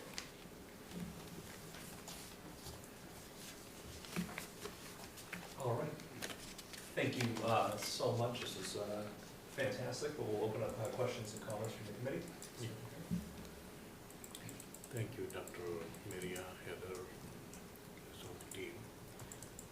Across the board, I see a lot of difference between decrease in terms of enrollments. What do you say about that? Decreasing enrollment numbers. Right now we're about 1440. We talked about this earlier today. And Do you mean, just to clarify, do you mean the overall school? Overall, yes. Okay. Okay, I just was clarifying. Thank you, in terms of like how it's going to impact class sizes? Yeah, that's what I'm seeing. I think we have a little while before we're going to see class sizes dropping to a level that we're even used to. So like our classes are packed for the most part. The majority of our courses are full. So there are some that are smaller for a variety of reasons, but I'm certainly a decreased enrollment of 100 students will impact, but 100 students spread over 127 teachers, it's not going to be hugely impactful. Our classes are full and kids are doubling up on electives and choosing those over directed study. So I don't really see a decreasing enrollment being an area of concern or even an avenue for reductions anytime soon. That's all for now. Thank you. Yeah, thanks for all the information. That's pretty detailed. It's good to hear about the increases in demand for finance and life sciences. So, I mean, arguably, Boston's the hub of life sciences. Dr. Griffith will tell you that, right? So the questions that I get, and I sort of have a phone blowing up, is about with regard to the WIN block or what we're doing there. Is that going to replace the directed studies? Because that's kind of the thought is, you know. So this has come up in our meetings, and I will say that they need to be looked at as two totally different things. Okay. Currently, our freshmen and sophomores only have 3 directed studies in their schedule because they have one scheduled opposite their health and PE. Seniors have an open campus, so they're during their directed studies, so they're not there as long as they're eligible. The majority are eligible. It's really our junior class that would have a full load of directed studies, so then 5 out of the 7-day cycle. But really, so I hear that there is a concern that this might be wasted time, but really the intervention block is a planned block, and it really shouldn't be approached or looked at or considered as another opportunity for kids to do nothing. And I don't want to imply that kids do nothing in directed study, but there are certainly times when some students take full advantage and sometimes just take that block of time to decompress, relax quietly, reorganize themselves, and there's a lot of benefit to that too in our directed study model. Of the schools that I researched, I did ask that question, do you have a WIN block or a flex block, it's sometimes called, and directed studies? And I would say at least half did. So it's something to consider in our planning, for sure. But I think if it's a well-planned WIN block, it will be viewed as and utilized in a very different way with a very different purpose than directed study. Okay. The kids who do have more of the directed studies in their schedule, is that the kids that aren't doing music, chorus, like it, I guess the question I got was if we if we eliminated directed studies, then it would force kids to choose electives, which would give us better, you know, kids would be more apt to like give something a try. So just worth thinking about. And I'm sure you guys are discussing it. I didn't come from, I would have kind of asked about this earlier, so. Just putting my I can former, follow up. I wasn't Dave Soulard, but I used to be the scheduler for Franklin High. I just want to say that. But I would say what happens is with directed study, the flexibility of having a block in an individual student's schedule allows you to say, they have D block available. D block may not have like an elective available that maybe matches what the students maybe want. So if piano was running, you know, in an E block, I'm just making this up, but it doesn't always match. So in individuals, when guidance counselors meet, they look to fill their schedule. I know, just as a parent now, on the other end of it, you look at when those conversations are happening with my junior, it's about what are the courses that they're interested in, and then they're looking to maximize the schedule because they have to meet the grad requirements. When I take a step back and think about Win Block, I think you've done a great job of kind of explaining some of the benefits and the value in that. When I think about programming at the high school, the exciting thing is if we get stable, is really thinking about how do you then look for crosswalks or interdisciplinary coursework. So in a pathway, pathway A is in this art, science, you know, health science, right? Business, and then how do you then get to a table with a group of leaders from each of the curriculum content areas and say, where's the intersectionality? What type of course in this department would serve either all of these pathways or, you know, one specific pathway?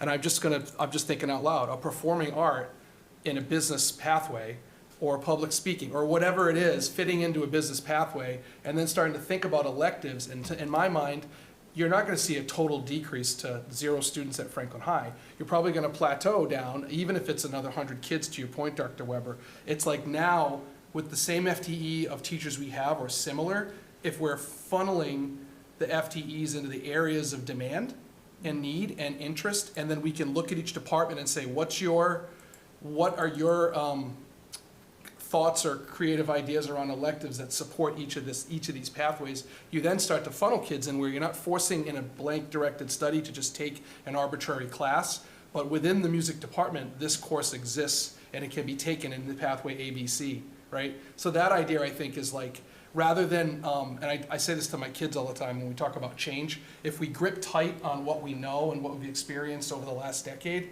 we're also losing, and you got me on camera, you got zoom in. We're also losing the opportunity to kind of grasp onto a new model that meets the needs of the size of our school, the enrollment, the requirements, and the opportunities through some of these grants. It's exciting, but it's hard because we're here, and we also need to preserve and honor what we've done, but we have a chance to also think creatively. And I think that's kind of the groundwork that's happening that Dr. Weber and her team are laying. So, but until we have the trade-off, right, it's hard because it's kind of scary. It's like, well, I don't want to just see things go away. And until you tell me about what exactly the new thing is, I'm not sold. And I think that's where we're in this brackish water. So I'm hoping, I have trust and faith in the FHS leadership team to kind of help us. And I'm on that team as well to help navigate, kind of usher what the next stage is for us. But that's the exciting work. And if we can get stable and not spend our time in the spring and the summer looking at what reductions we have to make, we could really get ahead and make some serious progress if we could count on the staffing that we need to make anything work in this entire district. Thank you. Yeah, I think that's a great answer because I think that we are operating at a place from sort of a frenzy and just barely keeping our heads above water. So hopefully the town, you know, wants to preserve the schools and you guys get a bit of room to breathe. So I can understand you not wanting to eliminate that right now. It's not really, we're not in a place to be doing that. So I appreciate that answer. Thank you. Yeah, I'm good. Thank you. Thank you very much for this presentation. And it's great information, a lot of detail here. Just a couple questions from me. So the in terms of like the pathways, we're talking about like the partnerships with local employers. So how do we envision that working? Like, would we, like as a district, like partner directly with certain employers and kind of act as a feeder? Would students be able to kind of pick their own and we improve them? Would it be like a little bit of both? How do we imagine that working? Those are excellent questions. We have, so the grant connects us with representatives to accomplish the different things in the grant. So one is through Mass Hire, and so we would work with our Mass Hire coordinator that is assigned to us based on our region to make the connections in the community and the different businesses to give the students the opportunities.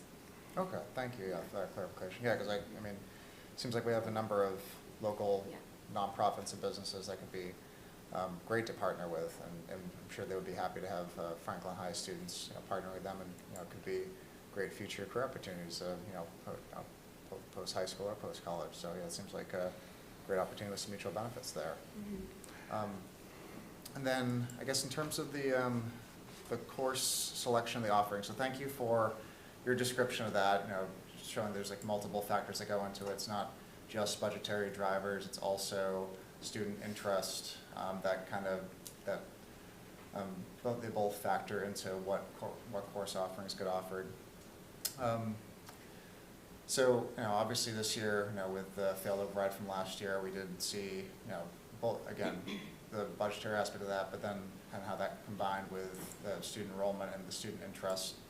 Kind of looking out to next year, we already have some of the requests coming in, but do we know if the override doesn't pass, like how that's going to impact which courses are offered? Is it too early to say? Do we have a general idea, or where do we stand right now for now?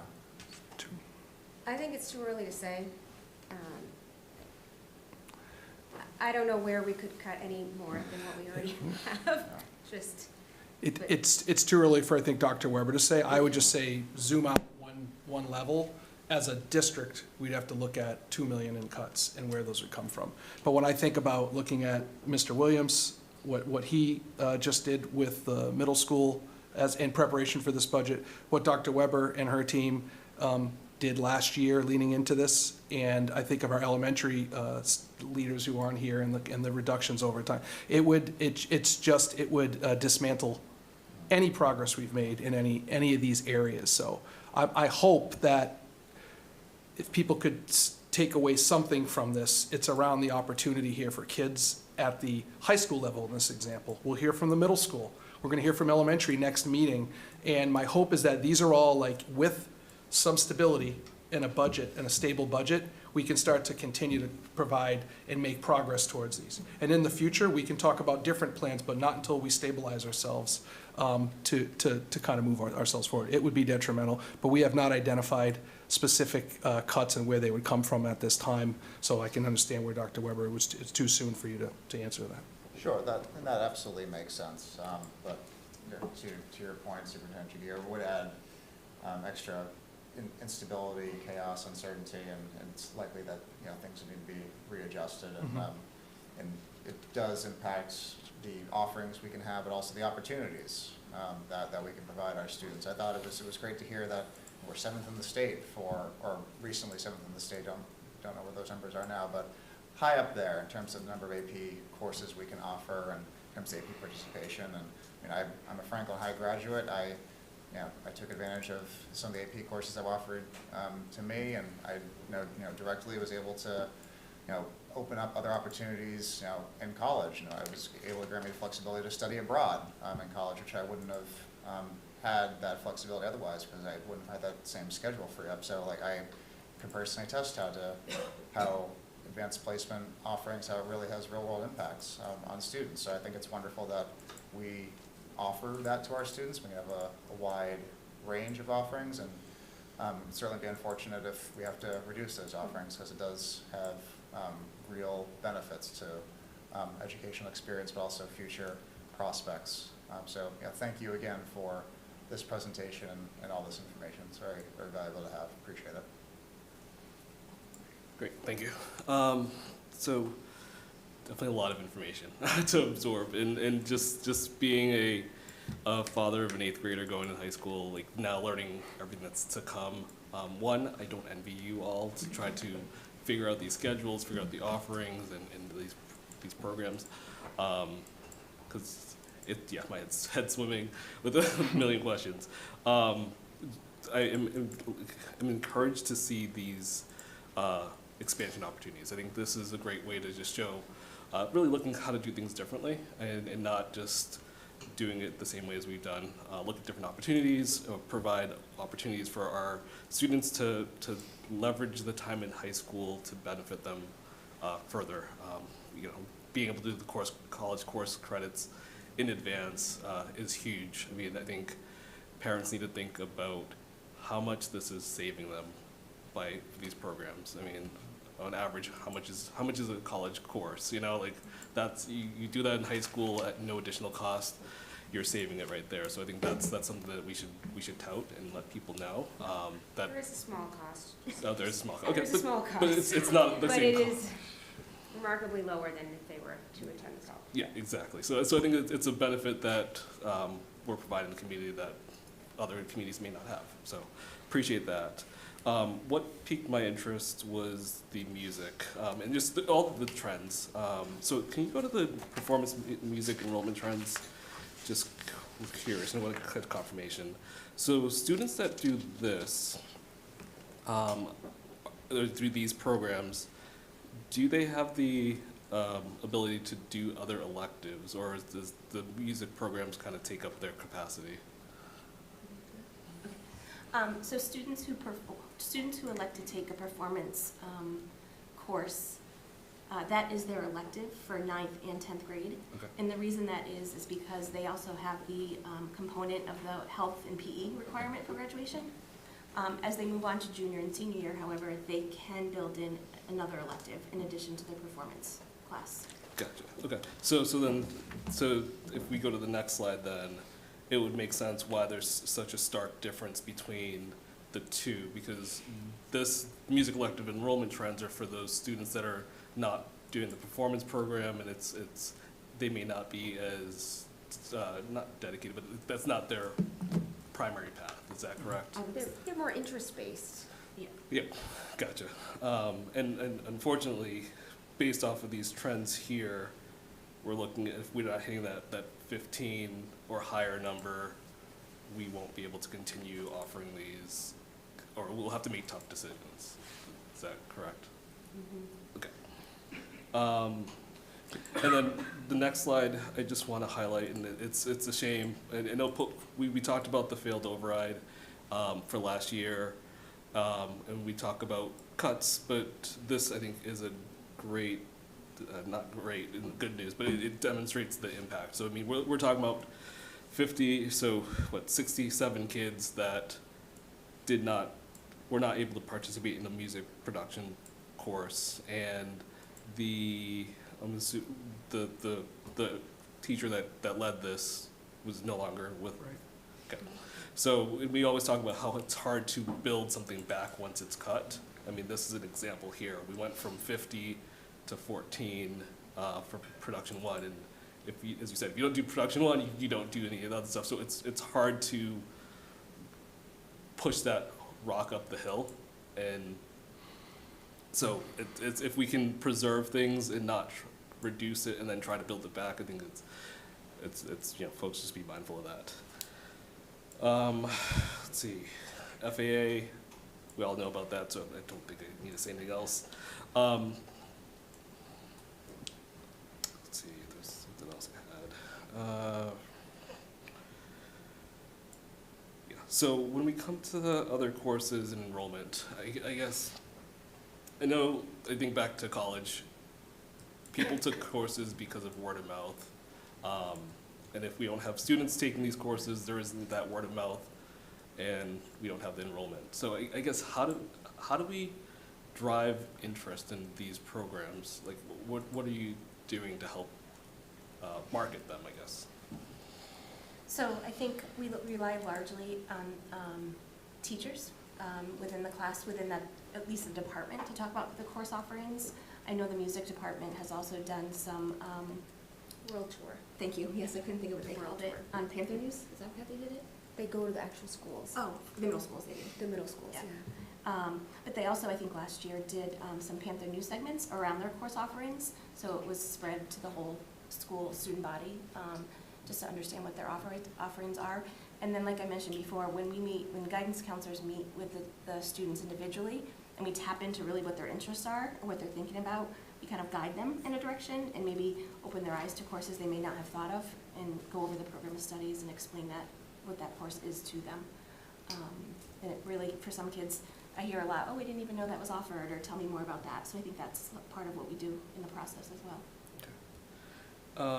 And I think you had mentioned students are doubling and even tripling at times for courses. Like, is that a large population? Because I would assume that eats up with any of these other, capacity for these other courses. Like, I wouldn't say tripling.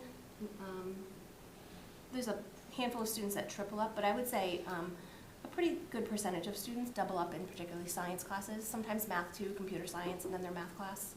I don't have specific statistics around that, but it is a popular thing that juniors and seniors do. okay. And do we think that the doubling, and it comes back to middle school math, which I had a passion about last time, do we think that, is there anything that we can do to help avoid students needing to double? Because I think if we can, have them just do one of those, that curriculum, that subject, it allows them to have that do these other electives. Like, is there? Yeah, and I don't think I mean doubling up to kind of catch up. When I say double up, I'm thinking more of students who are juniors and are interested in computer science, where computer science isn't necessarily a math graduation requirement, but it's an elective in the area. Gotcha, okay. That's what I mean. Gotcha. Okay, cool. I don't mean the kind of progressing through. Gotcha, okay, perfect, thank you. Can I make a comment too, just through the chair, Al, just on this point? I think I'm experiencing as a parent, so I've had a keen kind of bird's eye view at this as an educator, and then an assistant principal at the high school, and back in 2000, between 2008 and 2014, in that range.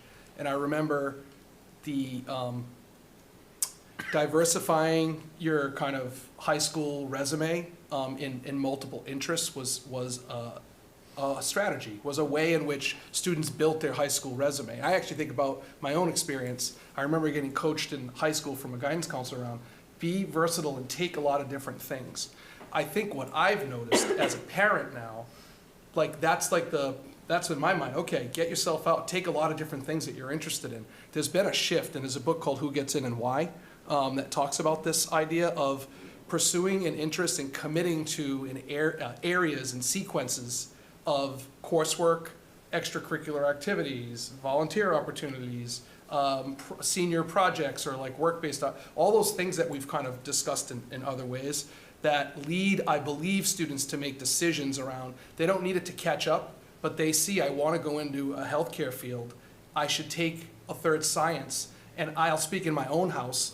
I have a junior who's interested in that area, of science, and would forego a class he probably wants to take that's an elective, that's like, I want to take elective A because I'm interested and it's fun, but I also know that this particular class in my junior year, this science actually sets me up for learning about this area so I can speak to it in an interview or a resume, or take, college if I have to take a more advanced version of it.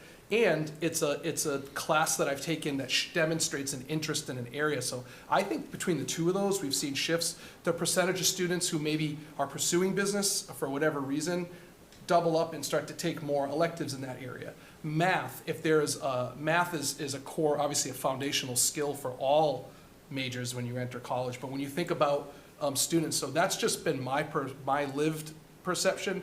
And I would love to know if that's something that you're seeing too. Heather, we have children similar ages, so I would be, and Maria, and Tina, and Paula, and many others. But anyway, just your thoughts on your experience.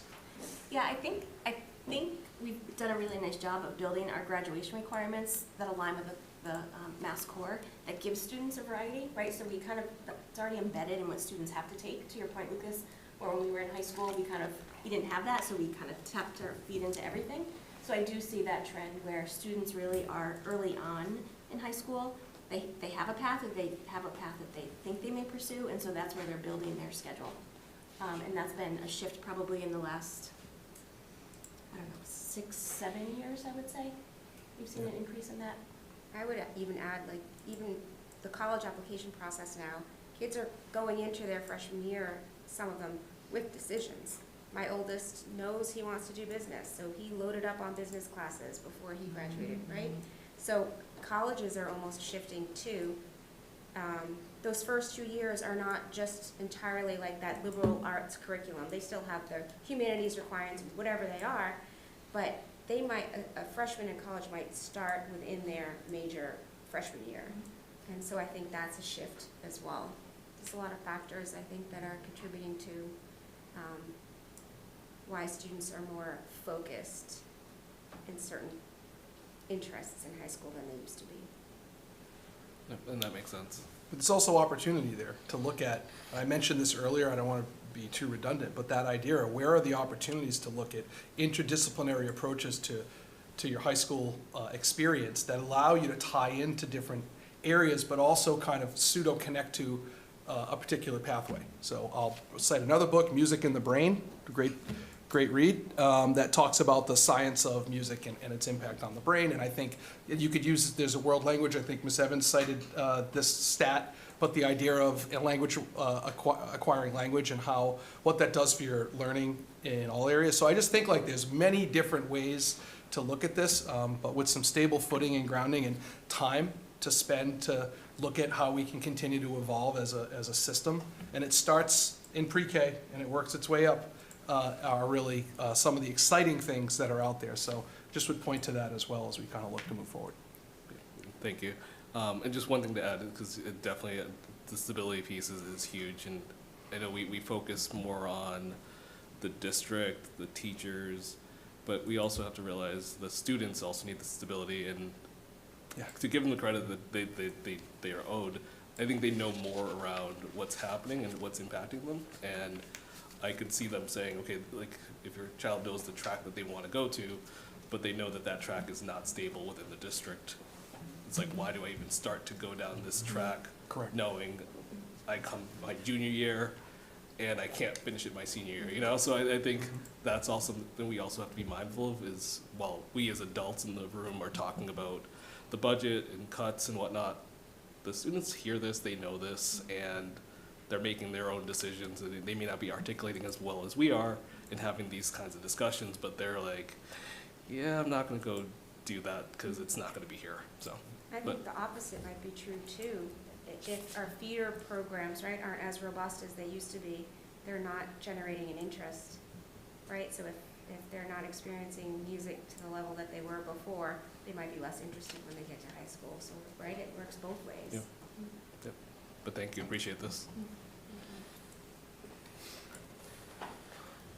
So I'm kind of just going to go linearly through the presentation as we have it so far, just because that's how my notes are laid out. So looking back at the expansion opportunities for early enrollment programs, talking about healthcare and social assistance, these are two really broad categories that cover half the jobs in a state. Do we have a specific focus that we're looking at across those 2 points? So not for the EEP, but you're talking about for the innovative pathways? Yes, For that one? sorry.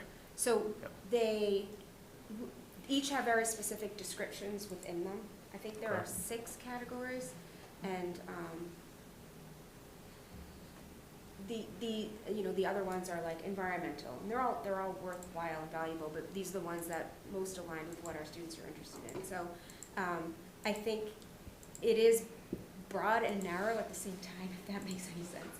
So, and again, I think as we learn more about our next phases of this grant, and as we experience more of the process, I probably would have a better answer for you. Okay. But I know that we have seen and we have read and we have vetted each of the descriptions of each of the 6 offerings, and these are the 2 that most align with where we see the interest in high school. And I think that makes sense, especially as you're starting things out. For that, like, what is the entrance criteria for this? Are we trying to set a really high bar? Are we trying to be, very basic? Anyone who wants it, they're able to access these kind of programs. What is kind of the approach on that end? One of the foundational pieces of this is equitable access. That is like a goal of this grant. So we're looking at, we actually, on the committee, we included one of our EL, MLL teachers. So like, we're trying to be inclusive of all students and create opportunities for all students to be able to participate in the pathway. There are requirements where they have to experience what they call advanced and technical courses. So 2 courses need to be what they consider advanced, 2 courses need to be what they consider technical for the pathway. But advanced doesn't have to be an AP course, although it can be. And so we've spent a little bit of time talking and communicating with other schools that are in more advanced stages of this and have asked those questions. How do you make this accessible to all students? And we've heard some different strategies. We also know that in the beginning stages, the number of students who enroll is very small. And that, I think, is going to make it easier to meet the needs of the students and provide the supports necessary to help them make it through the pathway. So it is one of the foundational pieces that we are working within those guidelines to make it possible for kids. Okay. No, that sounds great. I appreciate it. So then moving to the next slide, which I know is where I suggest we start. So for here, so it looks like, we're able to get this moving with personal finance. You are getting some good uptake, which is great. One thing that I'll be very interested to see, I know that many colleges do accept those transfer credits. Some colleges can be a little picky. And one of the areas that I know it can be very, very challenging is in the sciences, especially when there's some kind of lab-based course, which are actually a lot of the introductory courses that students have to take, especially if they're going into the sciences. So that's just one thing that I think might be very interesting for us if we are able to address some of those courses, because they also, to your point about the cost, like the credit transfer, a lot of the courses for English or personal finance, social studies traditionally are considered like a 3-credit course at the collegiate level. Biology, chemistry, and the like are 4 to 5 credit courses because of the lab-based side of it, but they don't come any shorter. Like, you can't do just a 3-credit version in like an AP course, like AP biology. Right. Even a lot of schools, a 5 will get you credit, a 4 will get you half, and a 3 gets you like 1 semester instead of the entire year's worth. So it's just something that I want to make sure that we explore as we're trying to expand this. I think it's a great idea. I really like the look, and I've seen it done well before, but I do know that the sciences, it sounds like it's one of your focuses this evening. That can be one of those hurdles that I think we want to make sure that we flesh out all the way as we continue to go down that path. Makes sense. Okay. So, working further down. People have covered my notes. This is what happens when I go last. I start checking things off. So one thing, and actually I think Al covered this pretty well, is that I want to make sure that we are cautious, just kind of looking at a few of the different courses that we've talked about here where we have the fluctuating enrollment numbers. Sometimes, whether we're going to have enough, whether we didn't continue or not. I do feel like we should be very aware, and I'd like to see if we can establish some kind of outreach through the schools if we don't offer something one year to really encourage uptake the following year, especially if we have a certain number of students who are like, if we are at 8 students, so let's say for Guitar 2. All right, so we know that this is a follow-on to Guitar 1. If we have 8 students 1 year, and if we're not going to offer it, well, maybe they're not signing up because, as Al said, they don't want to have to go through rearranging their schedule. But if we can say, all right, great, we're not going to have it here, but we're going to try and target it every other, so we can try and cluster those types of courses, that might be something that we can really look for. So I would look to see if we can figure out a way to build that in. It might be somewhat creative for the first couple of years, but I do think that's a way that we can try to boost those numbers, where instead of saying, all right, how many people might want to take it this year? You have 4, 5, 8. How many want to take it every 2 years, and only kind of consistently offer it on that scheduling system? You might be able to cluster those students, and then you don't have to say we're not running nearly as many. It's always just, we only ever run half, and that's by design. And then we run the other half the following year, so that you're able to basically incorporate it for everybody. Everyone's nodding as if this has been a discussion. Yes. Yeah. Oh, yep, we're on it. That's definitely, it's very insightful, because that's definitely something, as we talk about this, how we can make improvements to our program of studies and our course offerings to meet the needs of kids. And so one of the things we thought of is looking at certain ones that would run every other year. So we are thinking about The follow-up to that is I'll use Guitar One as an example. You can run a Guitar One. Smaller high schools have done this too, where they'll do a Guitar One, and then the next year is Guitar Two, and then Guitar One and Two. So you kind of build off of trying to keep the interest, but it gives the next level to whatever course is alternating, and then you're still running a version. So there are ways to look at this. That was a great point, and you weren't a part of the discussions that the team had, but certainly that's it means it's logical. Independent thought. Well, and I think the biggest thing there is, beyond just the efficacy and kind of the simplicity of that concept is really messaging that, where you have the student buy-in, where you say, all right, great, we're not offering it, but just hang on, especially the first couple of years. I think that's going to be a big lift. So then that was effective. And then working down, so with the science electives that we're talking about, I know there's been a lot of talk of that. There were some comments earlier tonight. I am in that general field, so I always find it very interesting to hear what else do we offer. I see the AP courses that we have, I see the core courses that we have, but there's a lot of talk about doubling up and tripling up. There have to be a lot of options out there versus just if anyone's going to take that, they're just taking all that we have. So what all do we have available? You want to rattle them off? I do it by memory. Do it, I think, do it by. I think we should quiz Mrs. McVeigh and see if she has them memorized. I don't know. I can chime in. Late. So a traditional sequence would be biochem physics. We have offerings in environmental science, animal behavioral science, forensic science, botany, astronomy, robotics. Anatomy. Thank you. Physiology. Anatomy, both human anatomy and comparative anatomy. Horticulture, SNU. Yep, botany and horticulture. Oh, yeah, I'm sorry. Got that one. Green? Bioengineering. Oh, yeah. I'll run with a pause and just kind of comment. Yeah. I think the interesting thing here and something for those listening to understand is the diversity of those kind of offerings is really important. When it comes to these pathways, it's not just, hey, we have a science pathway, you're going to take 10 courses, good luck. Everyone's going to have to try and fit those in. That ability, and I'm sure that we have that for other programs. I just, again, focus kind of on where I know. But just how diverse those offerings are, what students are able to really fine tune, what they can actually start setting up for what they want to do next is really fantastic. So I do appreciate that. And I want to make sure that we're calling that out, as we do go through these conversations around reductions and the challenges that we do face.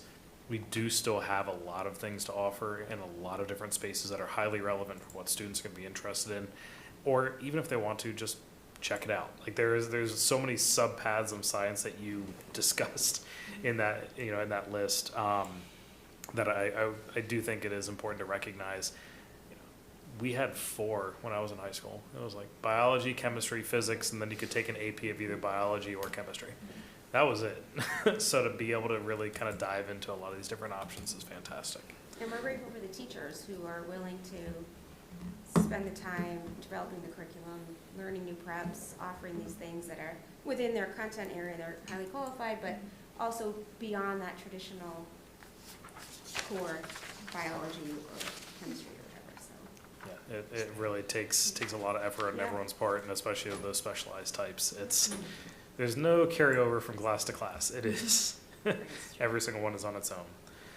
And the final thing that I wanted to touch on actually hints at a couple of things that my colleagues have said.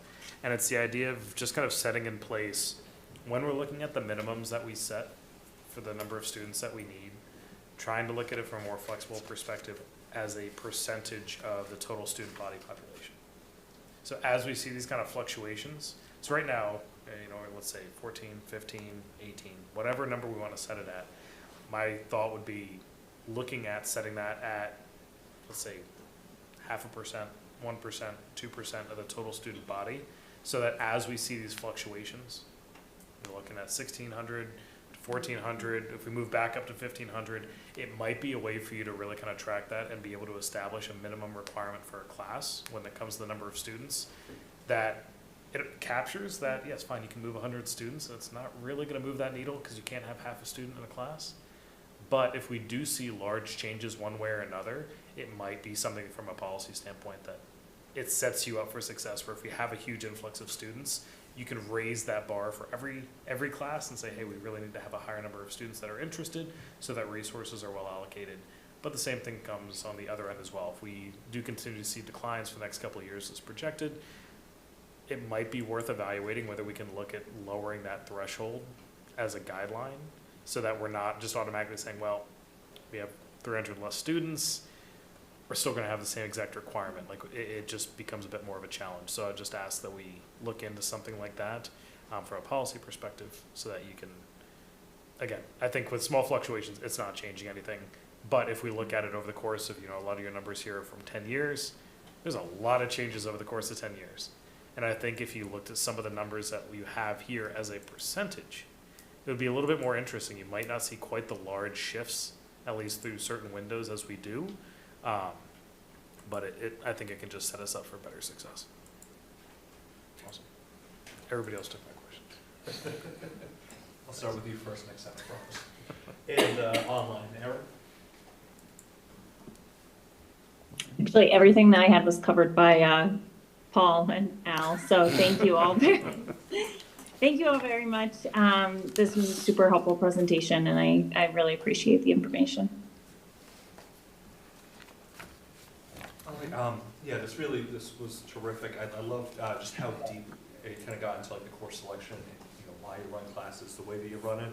And I know we had that conversation a bit ago when we talked about Latin and how you mentioned like the healthy budgets, because what we have here, it's not a healthy budget. It's a good budget. It's a stable budget, but it's not like last year where it was a tale of four budgets that we had all these things lined up for. And really, too, I know my colleagues really mentioned that it's kind of that chilling effect that a lot of the students are feeling, and thank you so much for kind of highlighting that, because it's true, like, interest begets interest. We saw my son was here and got fist bumps from every single one of the basketball players. I guarantee tomorrow he's going to run off the bus and play basketball for about 3 hours. And over in the fall, I brought my daughter and I went to Outsiders at in the theater, put that on, and it's then it was very quickly that evolved into a conversation about getting into footlighters, and so it definitely for the whole community. While we're talking about what's happening over at the high school right now, it does have that ripple effect that what little ones are seeing at the elementary and middle school levels, what their role models over at the high school are doing and are able to do, really helps drive that interest. And unfortunately, as Al really kind of mentioned, I think a lot of our students, bless you, nowadays are aware of the financial realities that we're in.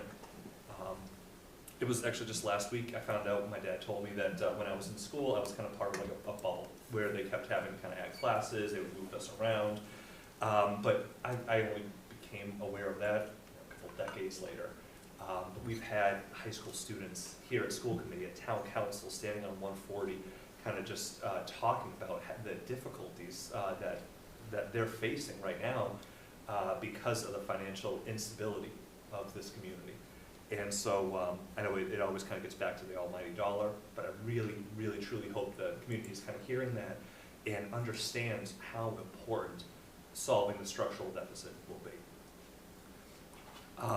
But just on a happier note, so I want to say a couple things. One, I loved all the talk and discussion about the grants and how we're able to kind of use that grant funding to kind of create so many of these pathways and other experiences. Thank you so much for everybody involved for writing those grants.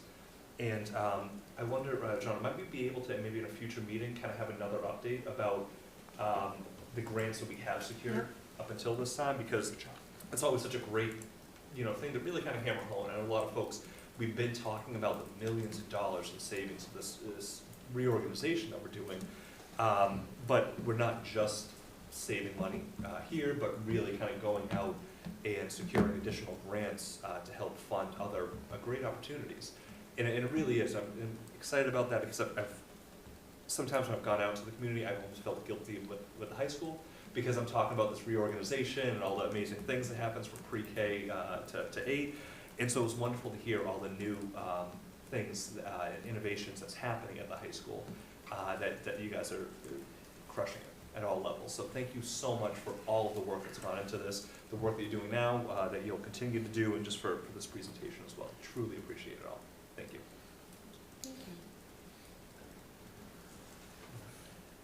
Okay. Yeah, if you want. Go home. Save the best for last, Mr. Craig Williams. Come on down. Is he up? Can someone wake up Mr. Williams in the back there? Sorry. That 7:10 arrival is going to come pretty early. Yes, it is. Just like this morning when it arrived. So do we want to bring that up tonight too? All right, so we're pleased to welcome Mr. Williams here, who is the future principal of the Franklin Middle School, but also the current principal of Remington Middle School. So I'll kick it over to Craig. He's providing an update as it relates specifically to the reorg at the middle level and the progress made. So welcome, Craig. All right. Thank you, everybody, for your time. As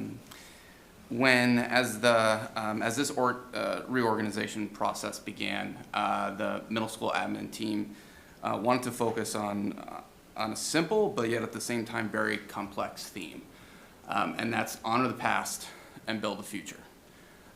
We're really trying to, in this process, strike a balance between honoring the history of three tremendous middle schools who have done so much to really support students through such an important stage of their life in middle school, but also see the opportunity to build a new school and build the future of Franklin Middle School.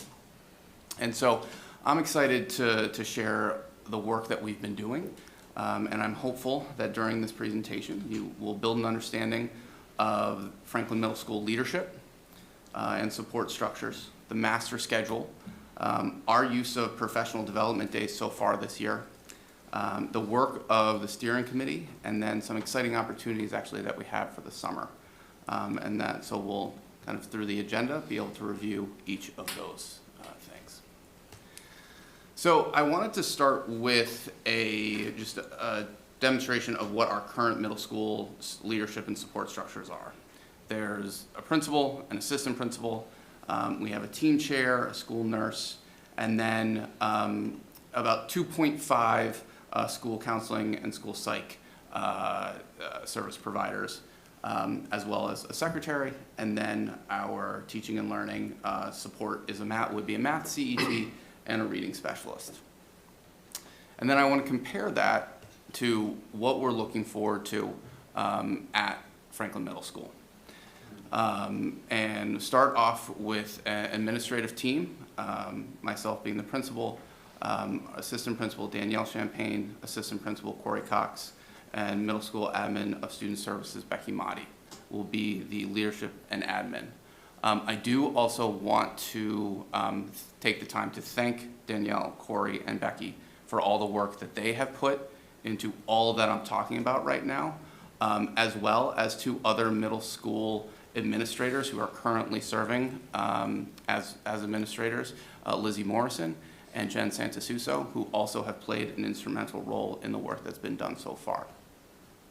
So that's the leadership and administration, while you also see from a secretarial standpoint, we'll have 2 secretaries as well as 2 campus liaison positions. And then when we look at the rest of the chart, what I think I really want to focus on is the delineation of responsibility. In a previous leadership structure, when you only had 2.5 people for a school counseling and psych services, they had to take everything on. They had to cover the tier 1 through the tier 3. And when that happens, you become sort of a prisoner of the urgent. The things that are right in front of you, the fires that you have to put out, are constantly taking your time. And through this reorganization, we're able to take an opportunity to really delineate the responsibilities for our team chairs.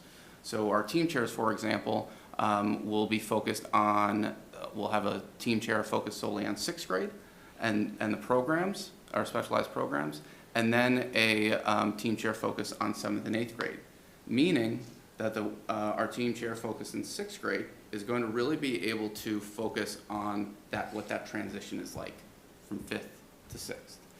And then our 7th and 8th grade will be able to have more bandwidth in focusing on what that is going to be like from 8th to high school.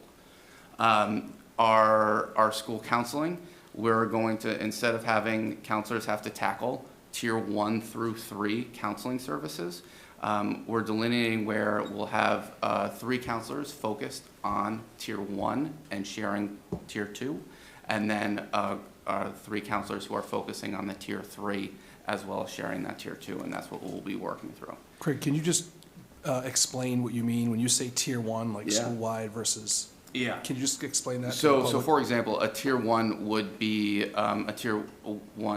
helping our counselors get into classrooms and teach, sort of whole school SEL skills, or really facilitate that through the advisory program. Whereas a tier 3 might be someone who's dealing with a student who's in crisis and requires a lot of one-to-one type counseling. That is something, those are intensive services that you're providing. And if you are responsible for all 3 tiers and all 3 responsibilities, the aspect of planning a tier 1 understandably goes to the back burner, because you need to make sure that you put your time and effort into supporting that student. Meanwhile, we have added our teaching and learning support structures. We'll have 4 department heads, and in which they'll be responsible for implementing rich, diverse, and engaging curricula in ELA, math, STE, and social studies. And then also we'll have, as well as supporting teachers in the implementation of that curricula, as well as the utilization of UDL strategies and other high leverage teaching strategies. Additionally, you see literacy specialists and 2 math specialists.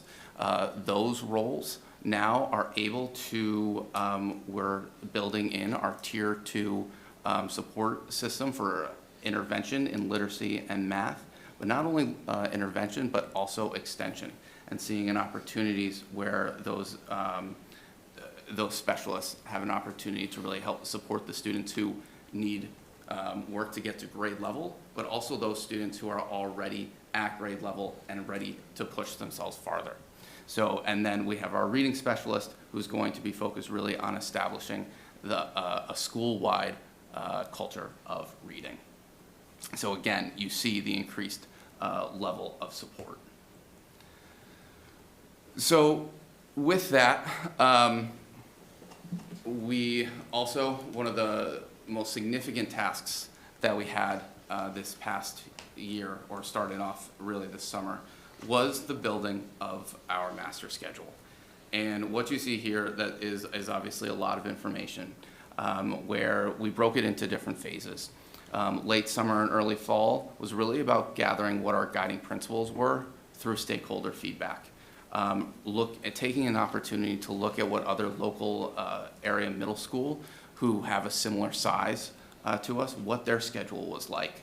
And then also we had an opportunity to consult with Katie Novak to get her sense on what a flexible middle school schedule would look like. As a former middle school teacher, she obviously was a great resource in that department.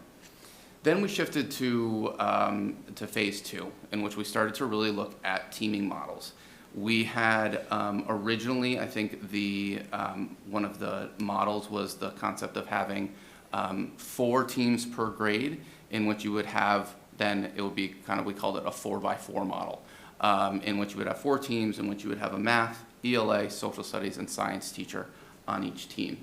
We also looked, a lot of the other middle schools had what we called the 3x5 model, and that would be 3 teams in which you would have, again, for the 4 courses, math, ELA, science, and social studies, and then each school sort of had a different concept of what a 5th class could be. It might be world language, it might be a reading class, it might be a double up of a science class, to go off of the previous conversation.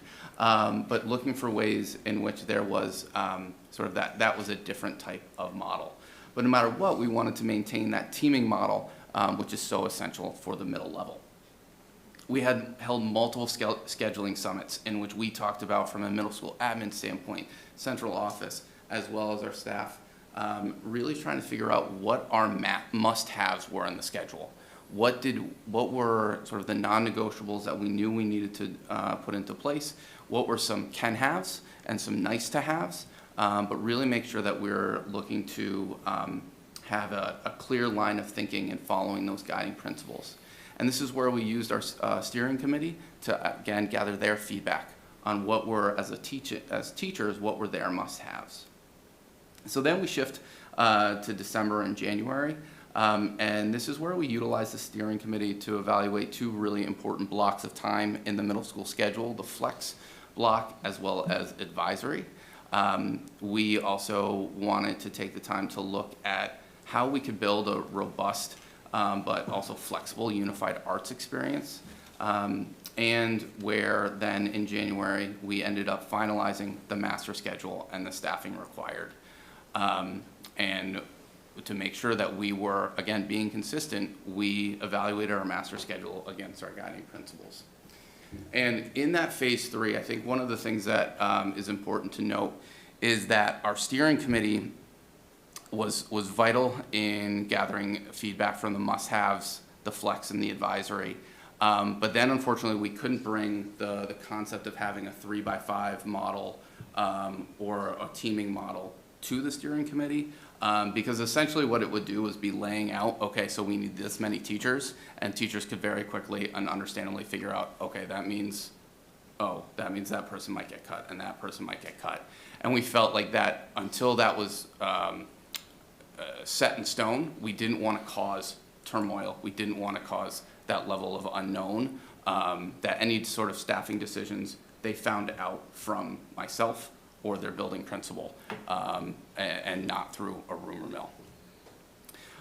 So what we did end up landing on in January was the concept of the 3x5 model that I will go over momentarily, and then leading us to right now where we are in February and May, where we're going through the steps of finalizing what advisory is going to look like, structuring our 5th period block, which I'll talk more about, scheduling our PLC and coverage responsibilities, mapping out special education services, and then now that we've released the 3x5 and staff knows where they are placed, making sure that we're seeking that feedback about how we can make this run as smoothly as possible.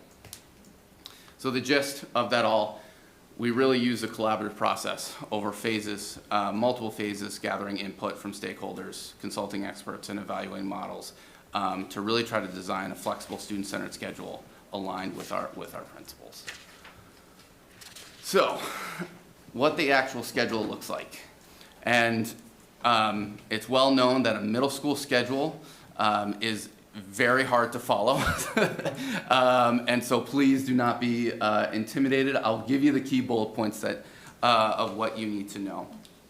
Essentially, the most part here is that all core academic classes, meaning the 5 team-based classes, are going to meet every single day. There will not be a drop. Schedule will waterfall, so classes will meet at different times. So if you have a rambunctious class in the afternoon, you're not always going to have them in the afternoon, and the students will not also have to, if it's first thing in the morning as well, you have a variety of times in which you meet as that class. And then you'll notice too an extended 5th period, which again we'll discuss in a few slides. So I just wanted to give that visual, and like we tell the families and students, you'll live it, you'll understand it, you'll get used to it. So where we go next is the concept of what a 3x5 is going to look like. So grade 6, if you look at the column all the way to the left, is going to include 3 teams in which there's going to be a math teacher, an ELA teacher, science, social studies, and then a course called Applied Literacy, which I'll talk about what that is in a moment, an inclusion SPED liaison, and one grade level SPED liaison that's going to be shared amongst the 3 teams. And then each one of our specialized programs is going to be tied to a team. So in terms of the Applied Literacy class, that is a class that is going to really serve as the foundation for literacy practices, routines throughout a student's middle school experience. We want to make sure we want to use this so that when students are provided with a fiction or a nonfiction text, they are given the tools to attack it, to comprehend it, to understand it, to make inferences, and do it in a way that they're building that toolbox. So when they go on into 7th and 8th grade and then into high school, they've established those skills and have those strategies really in place. We're very excited about the possibilities of that course, of what that can do to strengthen our student skill set. We also then, in terms of 7th grade, again, you'll notice a very similar structure, but instead of an applied literacy course, you have what we're calling, at the moment, we're calling applied STEM. The name is one that I think we might have more of a thematic name once we have the curriculum firmly set. But really, this course is also a really exciting opportunity in which we have the opportunity to build a course that's going to promote hands-on inquiry-based learning, encourage problem-solving, data analysis, and innovation, and really reflect real-world STEM careers in healthcare, science, and engineering. As Dr. Weber mentioned too, we're going to be doing this through grants from Project Lead the Way and the Open SciEd grants that we already have in place. And we're actually and again, to give Mr. Stark a lot of credit, he was working very hard on the Project Lead the Way grants and was specifically awarded a grant for this, in which 1-8 thought that this course has the capability, now we've got a lot of work to do, of really being a model for courses in the middle level going forward. And we're also going to be tying in the work of illustrative math, which again is a curriculum that our math teachers have been implementing for years now, and implemented. And so again, really a great opportunity to build an exciting course there. And then in grade 8, you'll see that the structure includes the 5th class is Spanish. So this is something that where looking at what our current model is for Spanish, it really does not align with the best practices for language learning. The reality is our students are currently meeting 3 out of 14 days, meaning they get a Spanish experience of 39 to 48 hours. Now, in 8th grade, what they will have is an opportunity to have as much contact hours as core subjects, math, English, meeting daily for an entire year, which could be approximately 130 hours, and this is pedagogically recommended. And this was done in collaboration with our World Language Department head, as we looked to figure out what was the best way to address the Spanish needs. And this lays a groundwork where we've established a Spanish 1 in the middle level. So the next piece is our unified art schedule. And what I want to do is I want to go through sort of what, we've heard the term pathways, and there are pathways at the middle level that I would like to go through, and then talk a little bit about the why, and why we're looking to do this. So essentially, all students, all year, every other day, students are going to take PE Health.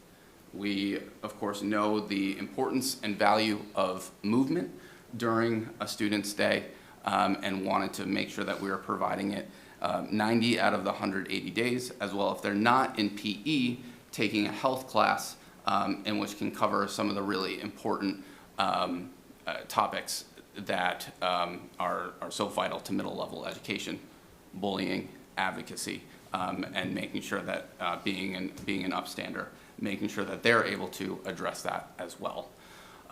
So that is occurring grade 6, grade 7, grade 8, all year for 90 days.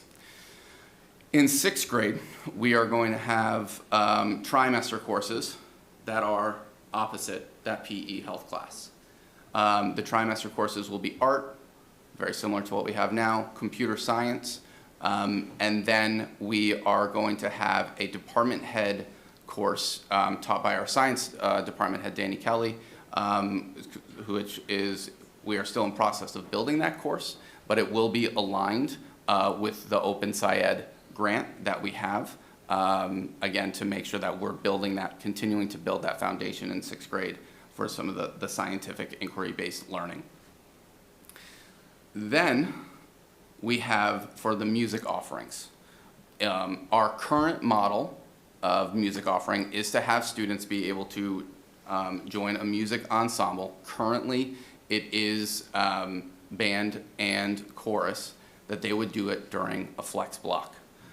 For our 6th grade, we're going to keep something very similar in which our 5th period has similarities to a flex block. They would be able to choose to join an ensemble, and the plan as of now is to have band, chorus, and orchestra available. In grade 7, it will shift. In grade 7, again, you will have all year PE health for 90 days, and then students have a choice.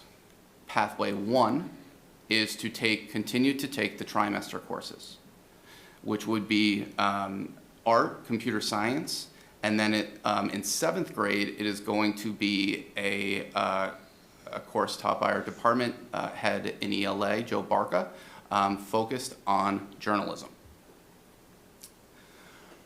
The other choice is for students not to take trimester courses, but to continue on with an ensemble in which they would have an ensemble rehearsal for 90 days, scheduled as a class, not part of the flex block. As it's standalone, attendance is expected every single day or every other day, but that they are expected to be there, and it's a full year commitment. In 8th grade, it would be a similar pathway choice of art, computer science, and then Emily Ambrose will be teaching a course on digital citizenship, or to have the ensemble. And now I want to give you the why, because this is one of the larger shifts that we have in the middle school model. So currently, through our time with our current music ensemble model, when students are meeting in flex, it has caused conflict. And what does that conflict look like? So students do not always view their ensemble as a scheduled class. It's something that they are choosing to go to during a flex block. And so what that often could lead to is students, and as the second term was just ending, wanting to skip band for a day or skip chorus because, they've got a project due. And they really want that extra help, and they want to make sure they get that grade up. Well, they're looking to get and leave band, or they might also just want to leave band or chorus altogether because they're not able to access the extra help during flex. And then so what ends up happening is, again, what I say is conflict. You have students who are either who are feeling the pressure from either side of the math teacher who's like, well, you need a little extra help. And the band teacher who's saying, again, I'm not saying this right, is going around pestering people by any means, but saying, hey, we've got a big concert. We need to make sure we're taking care of this and we're rehearsing. And I think that type of conflict happens often. It also limits time for students to receive extra help, like I said, also special education services that occur during that flex block in time. And one of the hard parts is there's a student who requires the special education services, the time to do is in flex, and all of a sudden, though, you're competing with the fact that this student really wants to be part of a band. And that is an opportunity for that student to really bring the best out of themselves and see success they might not be seeing in an English class. So that type of conflict, that type of strain has led us to having this overwhelming feedback of, we can't have music during flex. It just is not working. And so that's where we then started looking at a lot of models of, okay, then how do you do it? How do you have this situation where you have a scheduled class of music and you're not using a flex? And that's where we really identified the fact that there's no way that we can have it all. It just can't happen, and that sometimes students are going to need to make a choice of what to do, what to fit into the schedule. That said, though, in order to do that, we did not feel it was fair for 6th grade to have them make that choice. They hadn't had that experience in an ensemble yet. They don't know what our trimester courses are really all about. So we did not feel it was fair. So that's why we maintained the sort of status quo model, if you will, in 6th grade, to then shifting it to 7th and 8th grade. Because by the time they're in 7th and 8th grade, what we've really seen from our students is that's when they know, okay, I want to be part of this music experience. That's when you also have students who know, you know what, I do enjoy these trimester courses. I do like going to this art class, or I do like going to this computer science class. And they've really, in a lot of ways, by 7th grade, they've made up their mind about that. And so I think that's where we wanted to find a way to find that sort of appropriate compromise to address the feedback and address the issues with some of our previous model. So, like I said, we talked a little bit about that previous model. Right now, we have a situation in which we're, based off the schedule, it falls in the 5th period of the day, where we're going to have this flex-like time. And it's one of the most significant aspects of our current schedule. And currently, right now, a daily flex will meet for 58 minutes. There are 2 blocks of flex in every schedule. To give you an example, for Remington, we have our 6th grade flex is the first full period of the day, and then 7th and 8th grade flex is the 2nd period of the day. Our 6th graders go to advisory and then flex. So they don't go to an actual core academic class until about 8:40, after being in school for about an hour and 20 minutes. So we wanted to look at that, like that reality of what they're facing. At this time, there's music ensembles, services, extra help occurs, and then sustained silent reading is SSR. So we really wanted to look at this block of time. It is a significant amount of time where everyone has an opinion and on how it should be run. And so we really wanted to assess what our practices were. The steering committee saw feedback. We went through a pretty extensive exercise to talk about what an ideal flex would look like. And that really helped us inform what our targets were for 25-26. One of the overwhelming targets is that we want to rename it. We know that at all 3 middle schools, flex has, while there's similarities, it has its own identity. And to be able to have a fresh start, we knew we needed to have need to have a new name. So that's one of the things that we're working on doing. We're calling it 5th period because literally it's the 5th period of the day right now that's going to stay stationary, but we're going to come up with something else. The other targets, the other aspects of this is that it will have music ensembles for 6th grade only. This is where we're looking to have we'll continue to have special education services, as well as this is where, this is part of the day in which those specialists that we discussed earlier, our literacy and math specialists and reading specialists, are going to be able to start to, or really be able to build a system of intervention and extension where they're going to be able to be pulling small groups of students on a regular basis to get them what they need in math and in literacy skills. And so I think that's going to be a really important time frame for that. And then we are also continuing to find ways to make sure the staff, as we do this is going to be a time where it's going to be all hands on deck. Staff is going to be required to cover different rooms, and students are going to be going all over the school, whether it's getting extra help from one teacher, they're part of an intervention or extension small group, they're receiving special education services. They're going to be all over the building, and we need to make sure that we have consistent, structured practices, and that's what we're really focusing on having that be off, to starting off the year with that. One of the reasons too is because it's also an opportunity, I think you heard Dr. Weber talk about it with the win block, that this is actually going to be a period of time where, say on day one of a 6-day schedule, our math teachers are not going to have responsibilities to supervise kids during this time. They're going to have the time to actually meet as grade level colleagues. So 6th grade math teacher will meet with their 2 other grade level colleagues because they're not responsible for supervising students during that time. The next day, it could be the ELA teachers as a way to help so that, again, while an acknowledgement of our new schedule is that our staff does have, we'll be teaching 5 direct classes a day and having 1 prep. Every 6 or 7 days, we anticipate building them where they could have, if, again, they don't need to take a working lunch, but if they chose to take a working lunch, they could get up to 80 minutes of planning time in that time. So that's a piece, that's some of the work that we're doing right now.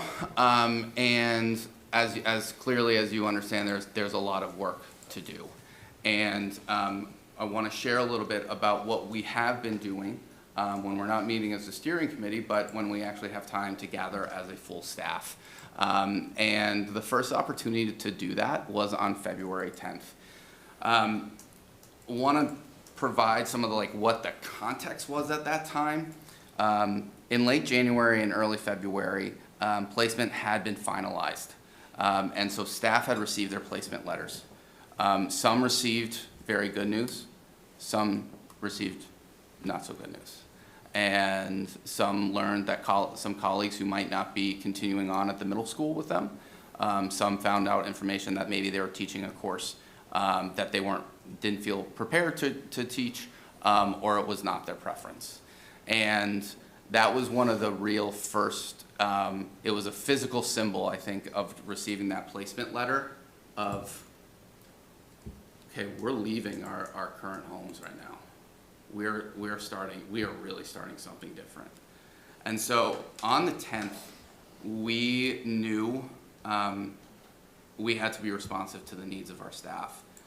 There was going to be a wide variety of emotions that went into that auditorium on February 10th. I think there was absolutely some excitement, but there was questions, there was an understandable feeling of overwhelm of all this change and of mourning. And so we knew we needed to make sure that we were kind of striking that balance. Again, honoring the past, but building the future. We wanted to balance the big picture with the basic details and needs of the staff at that time. So after opening remarks, we broke the day into 3 different stations. They were put into 6 groups, and essentially they would rotate through these 3 stations throughout the day. One of the stations was really focusing on the nuts and bolts of the schedule. It's a brand new schedule. It is different from what we have currently, and so understandably staff had a lot of questions about it. And we were frank too, there are still some things, as you saw in the phase 4, we're still figuring out. But it was helpful to get some of that baseline and also information, and also have just more eyes on it, where a teacher from their perspective will be able to say, well, have you thought about this? And so that way we know we need to make sure that that's cleared up before the start of the school year. One of the other stations was focused on building trust. No, we did not require trust falls during that time. Instead, what we did was there's a text called Trust in Schools, and it talks about different facets of trust and what builds trust. And you see a picture there. One of them is responsibility. And so what we did is we had the staff do a posted activity in which what to them shows responsibility from a peer. And to have those types of conversations, because when we're going through this amount of change, when we're creating new teams, we need to make sure that we're building trust in each other. And then the final station was we wanted to begin to build a vision of Franklin Middle School. We asked the staff to be thinking about, okay, it's 2030. when people walk the halls, what do they see? What do they hear? What are the students doing? What are the teachers doing? And each group was able to create sort of their own version of a mission of a vision.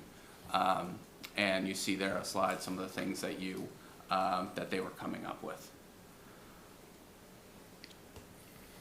So in between, and then in between the stations, we also had an opportunity where we have many staff who never really stepped foot in Horace Mann or Oak Street.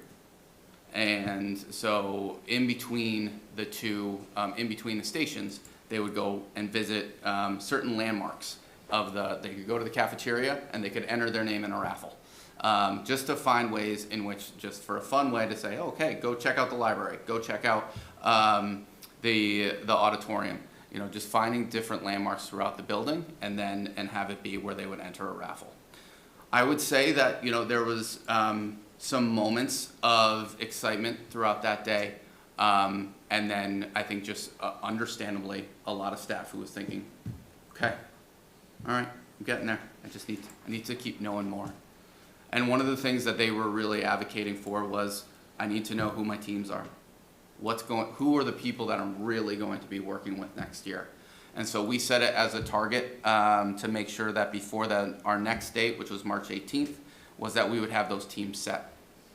And so we were able to establish the 9 different teams in which we aim to balance the strengths of each staff member, membership on team, making sure that membership on teams from each school was sort of as balanced as possible, to try to create dynamic teams that really we feel have the potential to be high functioning. We also wanted to make sure that we had liaisons, special education liaisons assigned to each team as well. And finding ways to pair each one of our specialized programs with teams, seeking to ensure balance and also pairing programs who might have similar instructional support methodologies on teams. So at that 318 meeting, we talk about the meeting targets. They were able, that second bullet there, they were able to each meet with their teams to start to build relationships and establish a foundation for collaboration amongst new teams and Java Lakes. So they had, they had sort of, we put some guardrails in of just, okay, here are some conversations that we want you to start having. Asking them to, simple things as introducing who each other are, because there are people who had never met each other before meeting each other. And then also just talk about kind of basic team functioning. Are they a type of people? What do they consider prompt response on an email? What do they, are they the type of people who, hey, please don't text me after work hours about work? Or, yeah, text me anytime you need, that's how my mind's running. Just to try to start to establish some of that basic human team functioning, and then help them get into some of the conversation about, okay, how are we going to really work together as a team? What are some of the non-negotiables that we value and that we find really important to our team? And then we also had an opportunity to establish our multi-tiered system of support team. It was made up of admin, counselors, team chairs, nurses, our ELE teacher, department heads, and the specialists, as well as members of central office. And what we were able to do was spend time building a common understanding and definition of MTSS, knowing that in the 3 schools, while there are, of course, similarities, each one had sort of a unique adaptation to what MTSS looked like. And we also wanted to make sure with our new roles, we had an opportunity to make sure we were on the same page of what our systems could be and will be. Staff was also then able to review draft documents of how their role could fit into that multi-tiered system of support, and stressing that they were drafts as we had the conversation of, look at your job responsibility, what's going to be sustainable, what's going to help you be successful, and what's going to help you meet the needs of students in the best way that you can, and really get that feedback from them. So that was an exciting opportunity, and then in a very similar way, we were able to start to brainstorm what our vision for a multi-tiered system of support would be for Franklin Middle School. So after that day, kind of, I'd say I describe it as the expressions on the faces in the auditorium. Again, those pieces of the puzzle are starting to come together. But I stressed to the staff, we go through so many of emotions every single day. And that's an okay place to be. That's understandable. We're all going through such significant change. So we're going to have another opportunity on May 2nd. And again, kind of trying to be as responsive as possible. Understandably, you have the people saying, I want to know who the people I'm working with are.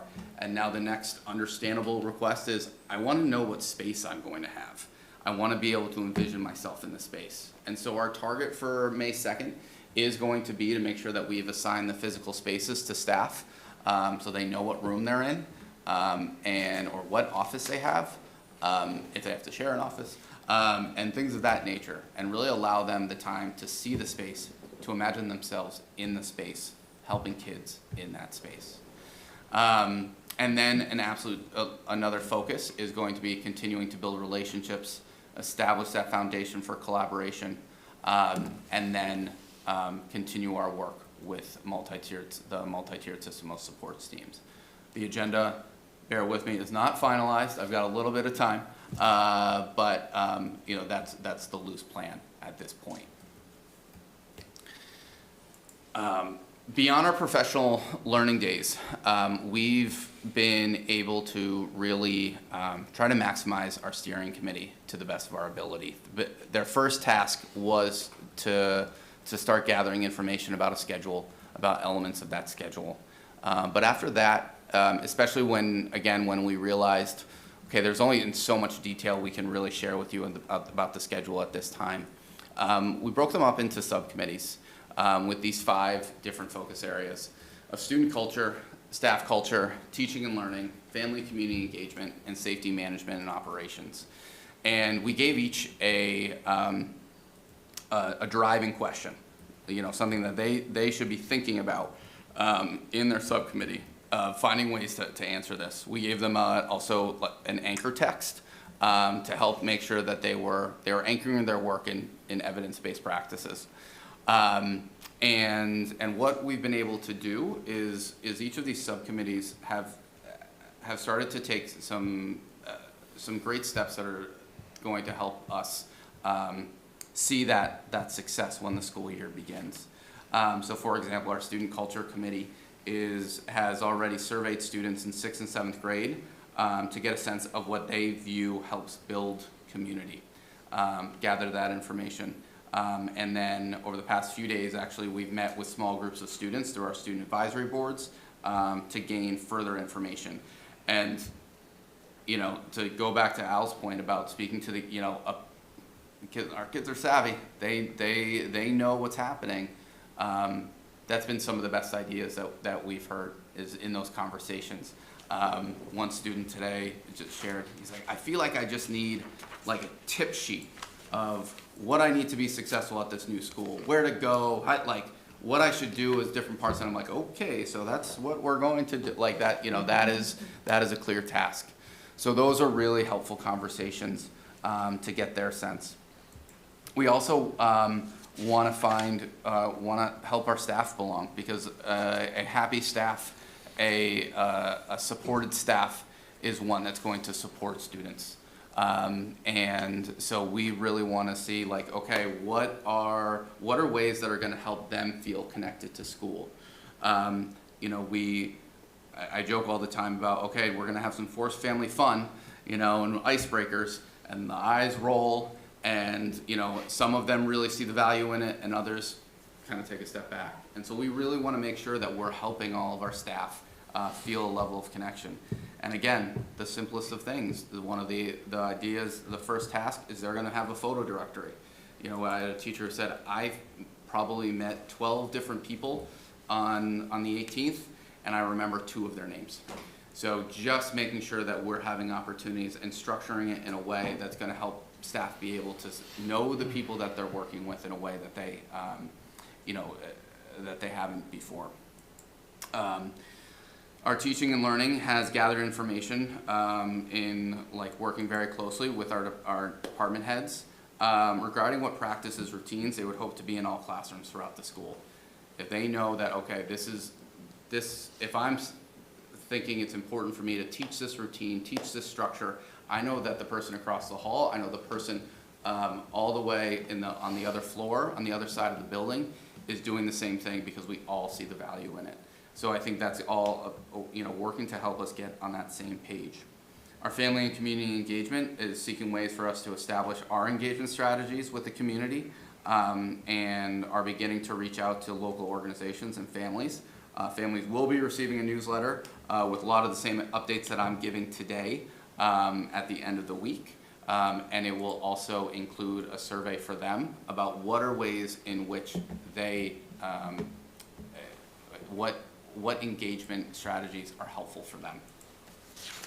And then our safety and management operations, we really want to have this be a sort of a staff easy button.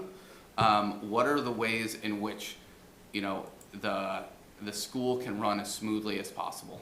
And what are some easy things that we can put in place ahead of time that are going to de-stress? And all of a sudden, people will know where to find things. And so I give an example of at Remington, we have a link hub that has all of our schedules, all of our key documents. It's a resource hub, and it's that one-stop shop. And so that's one of the things that we're going to be looking to build as well. So for our staff, they know, was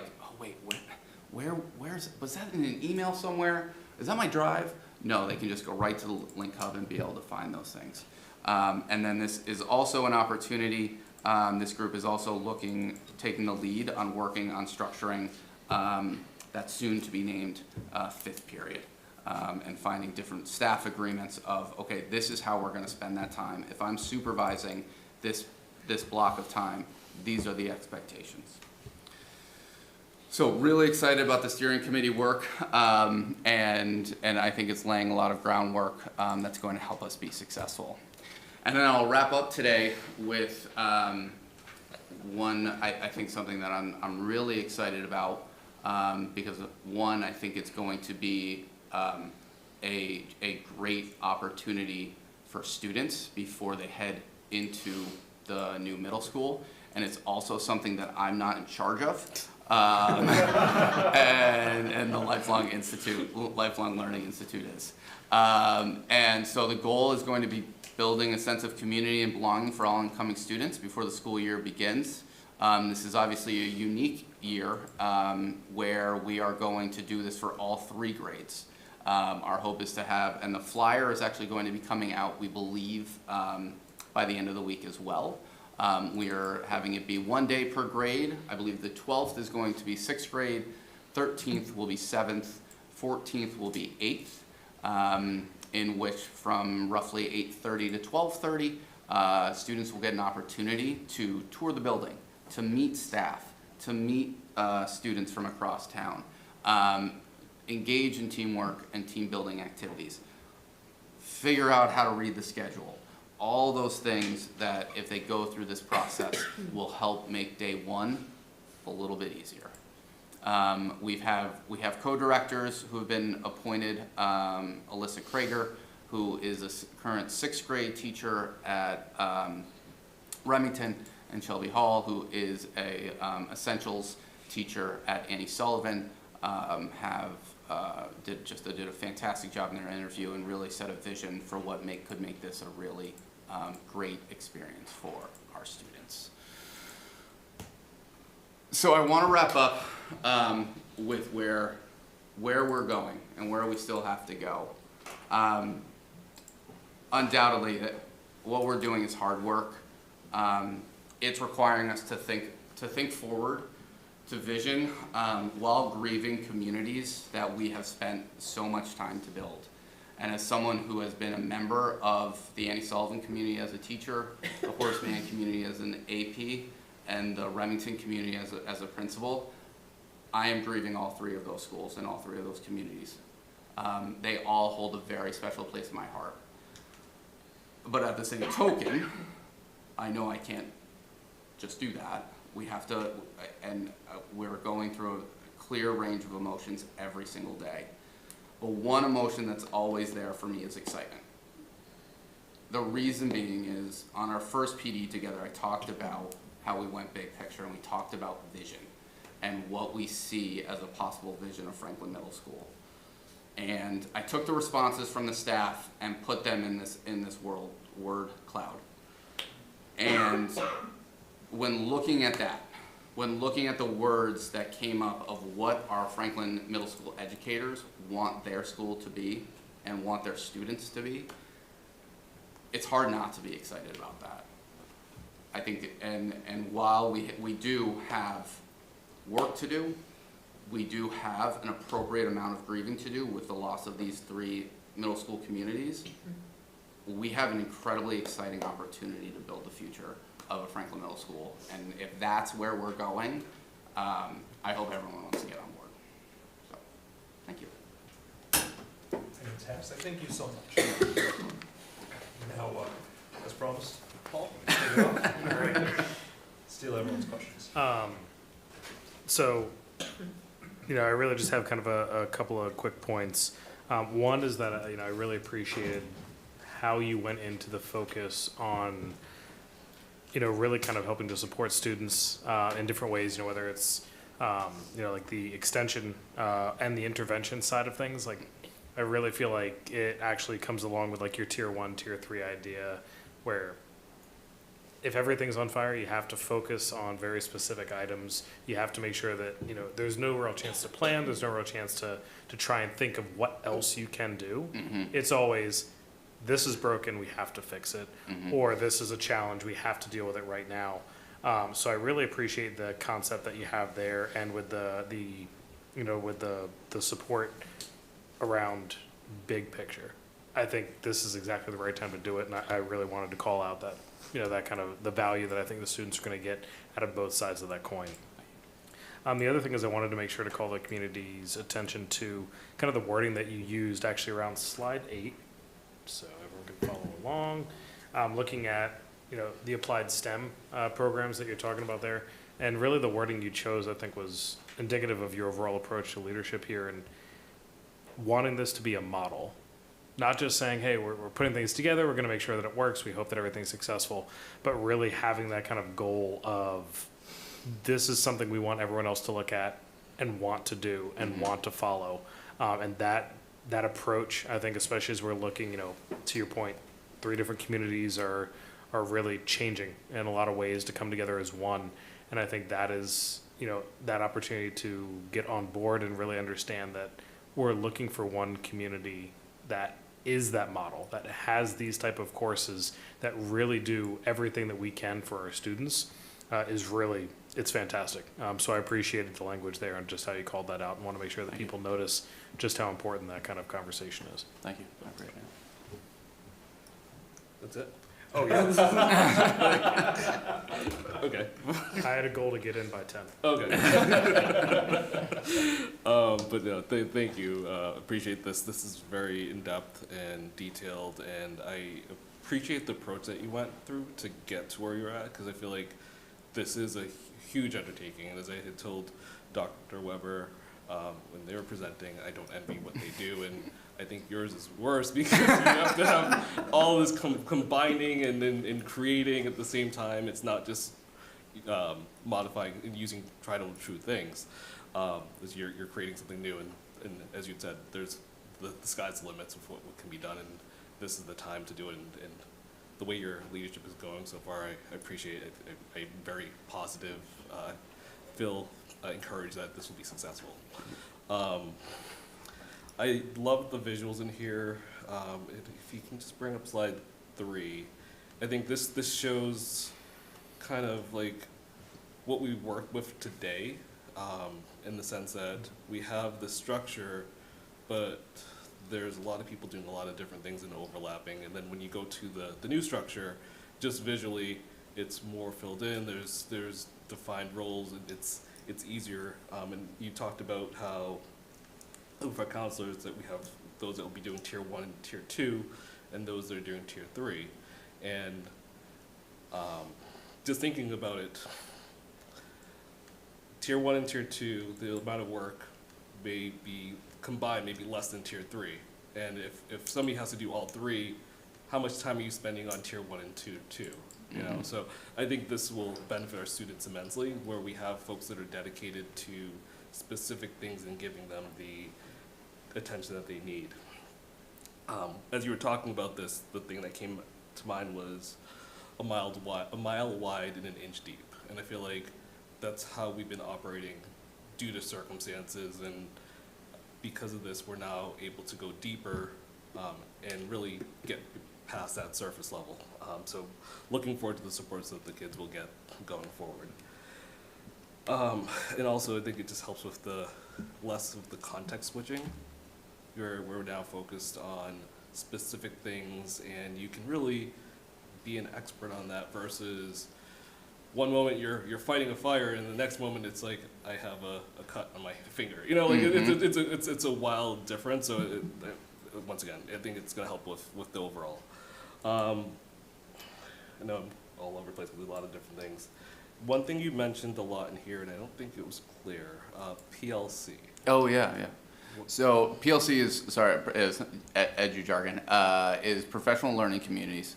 So that's an opportunity for our department grade level colleagues to be able to meet together on a regular basis.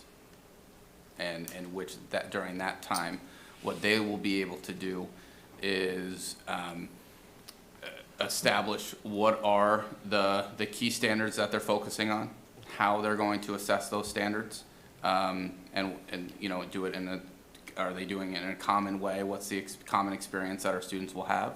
And then decide, okay, what are we going to do with the students who aren't getting it? What do we do with the students who are already getting it? You know, and how can we best support them? Gotcha. Okay. Thank you. The big thing in the shift is with that 5th block, and I know folks are probably looking at that and concerned. So if we just go to slide 9 real quick. And I guess I am a little bit as well, so hopefully you can quell some concerns. But one, the schedule is in essence set. So like, this is the approach that we're taking. We'll try this. So just make that clear. Makes sense, 6th grade, keeping it the same. And I feel like it, at least from my perspective, you all are experts on this, but it feels like 7th grade may be premature to make a student commit. Like 8th grade makes sense. I think you've done that. Like I don't know if were there thoughts about doing like a hybrid approach where 7th you don't necessarily commit initially, and maybe it's like the first trimester or second trimester it's the same as 6th grade, and then you need to make that commitment. Like, I guess what was the thought process around that? So I think if you were to do that, where maybe like you could possibly like dip your toe in the water type piece. I think it would be balancing out the class sizes for the trimesters, and then what could be it could lead to, if like we have to schedule the students in a way at the start of the year to have manageable class sizes, and we would take into account the students who were planning on joining an ensemble to be building the rosters of those art, computer science, and department head courses. And so if then you have a shift of,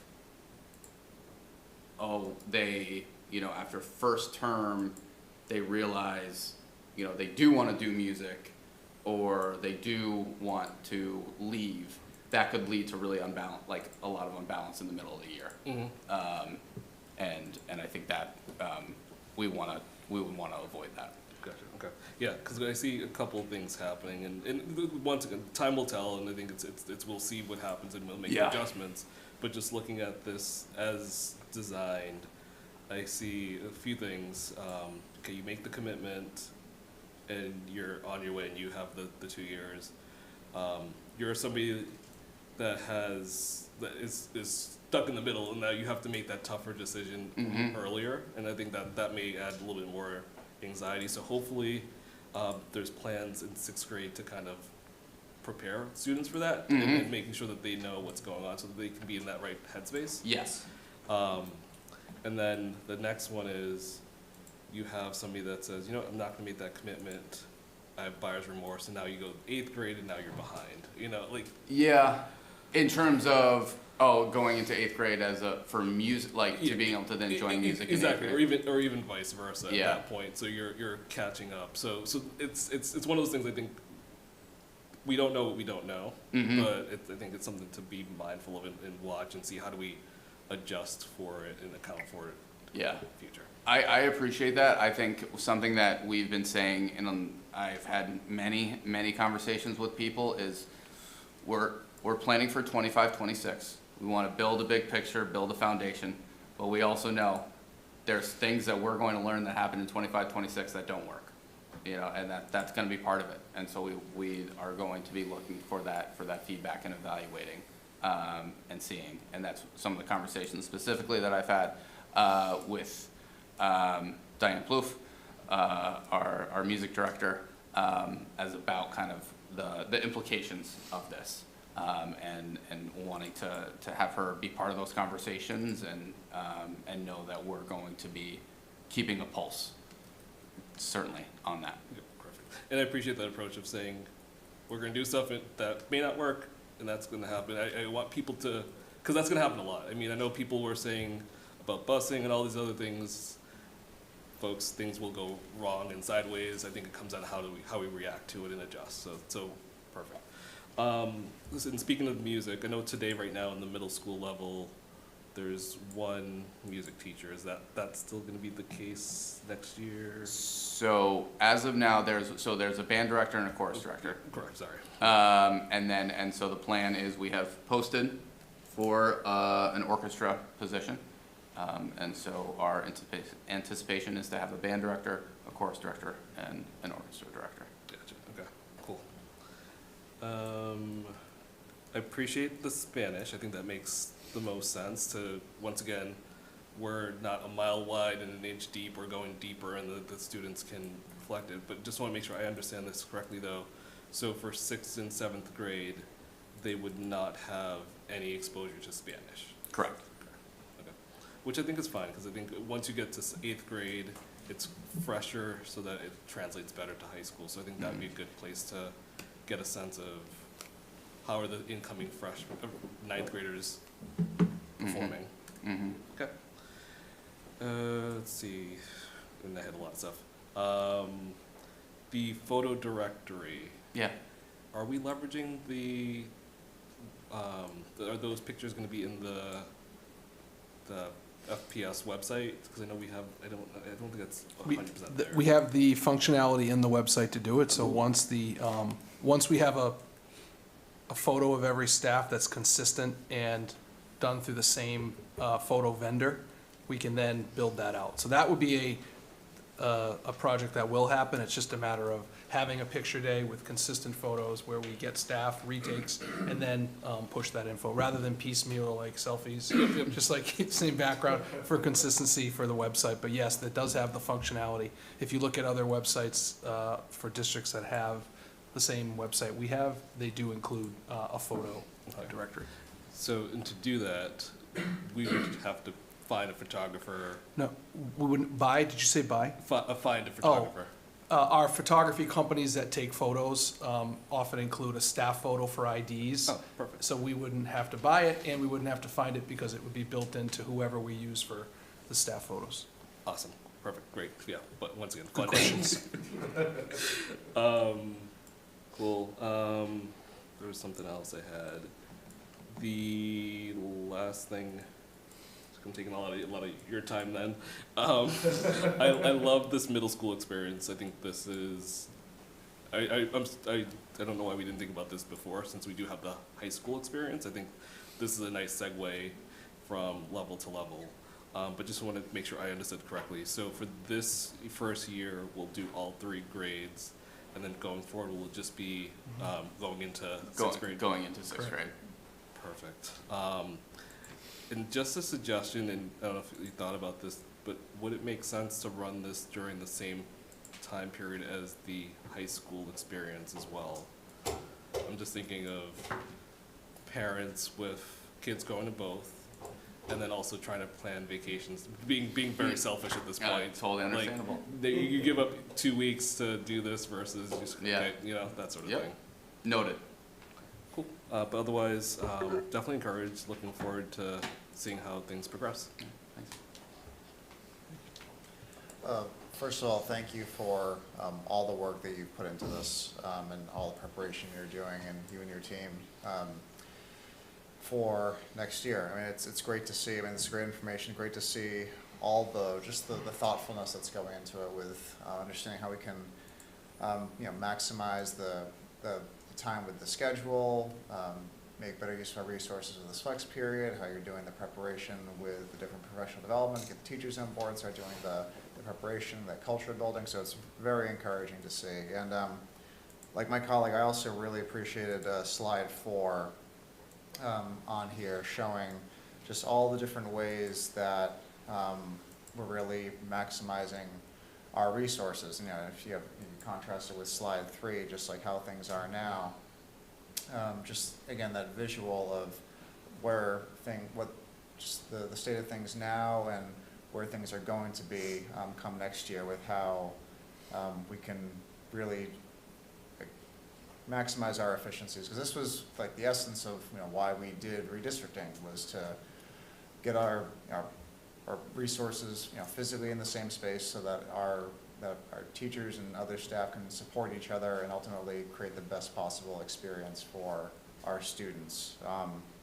So this visual is great to see. So really my only question is regarding slide 4. I know you kind of hit on all these things in your presentation, you discussed it, but if you just if you wanted to pick one thing to just really hit home and emphasize for the community in terms of the benefit of the redistricting and these new positions that we're going to be adding, what's something that you would choose to highlight here? I think, well, first of all, I think I wanna just make clear as well, the people who make up those roles in these diagrams did unbelievable work. And and with their skill and hard work and creativity, they were able to do so much and have so much to be proud of. So I want to make sure that is clear, because I don't want to undermine the work that they've done. What I would say is, though, when you look at this, it really is that opportunity of being able to, instead of feeling like you're doing have to do 25 things in a day and feel like at times you're doing them all okay because you can't dedicate the focus and the time, is really being able to focus and do 4 or 5 things just really well. I think of my own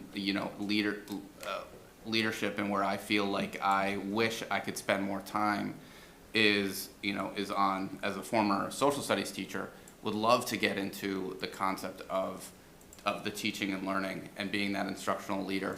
And you talk about going through like the code switching that has to happen, of where if I'm going to try to schedule a meeting with the social studies teachers to talk about an upcoming assessment, I also might be just coming off of navigating a student safety issue, and to be able to say that I'm on it and really focusing on the assessment that they're creating, it's just not the truth.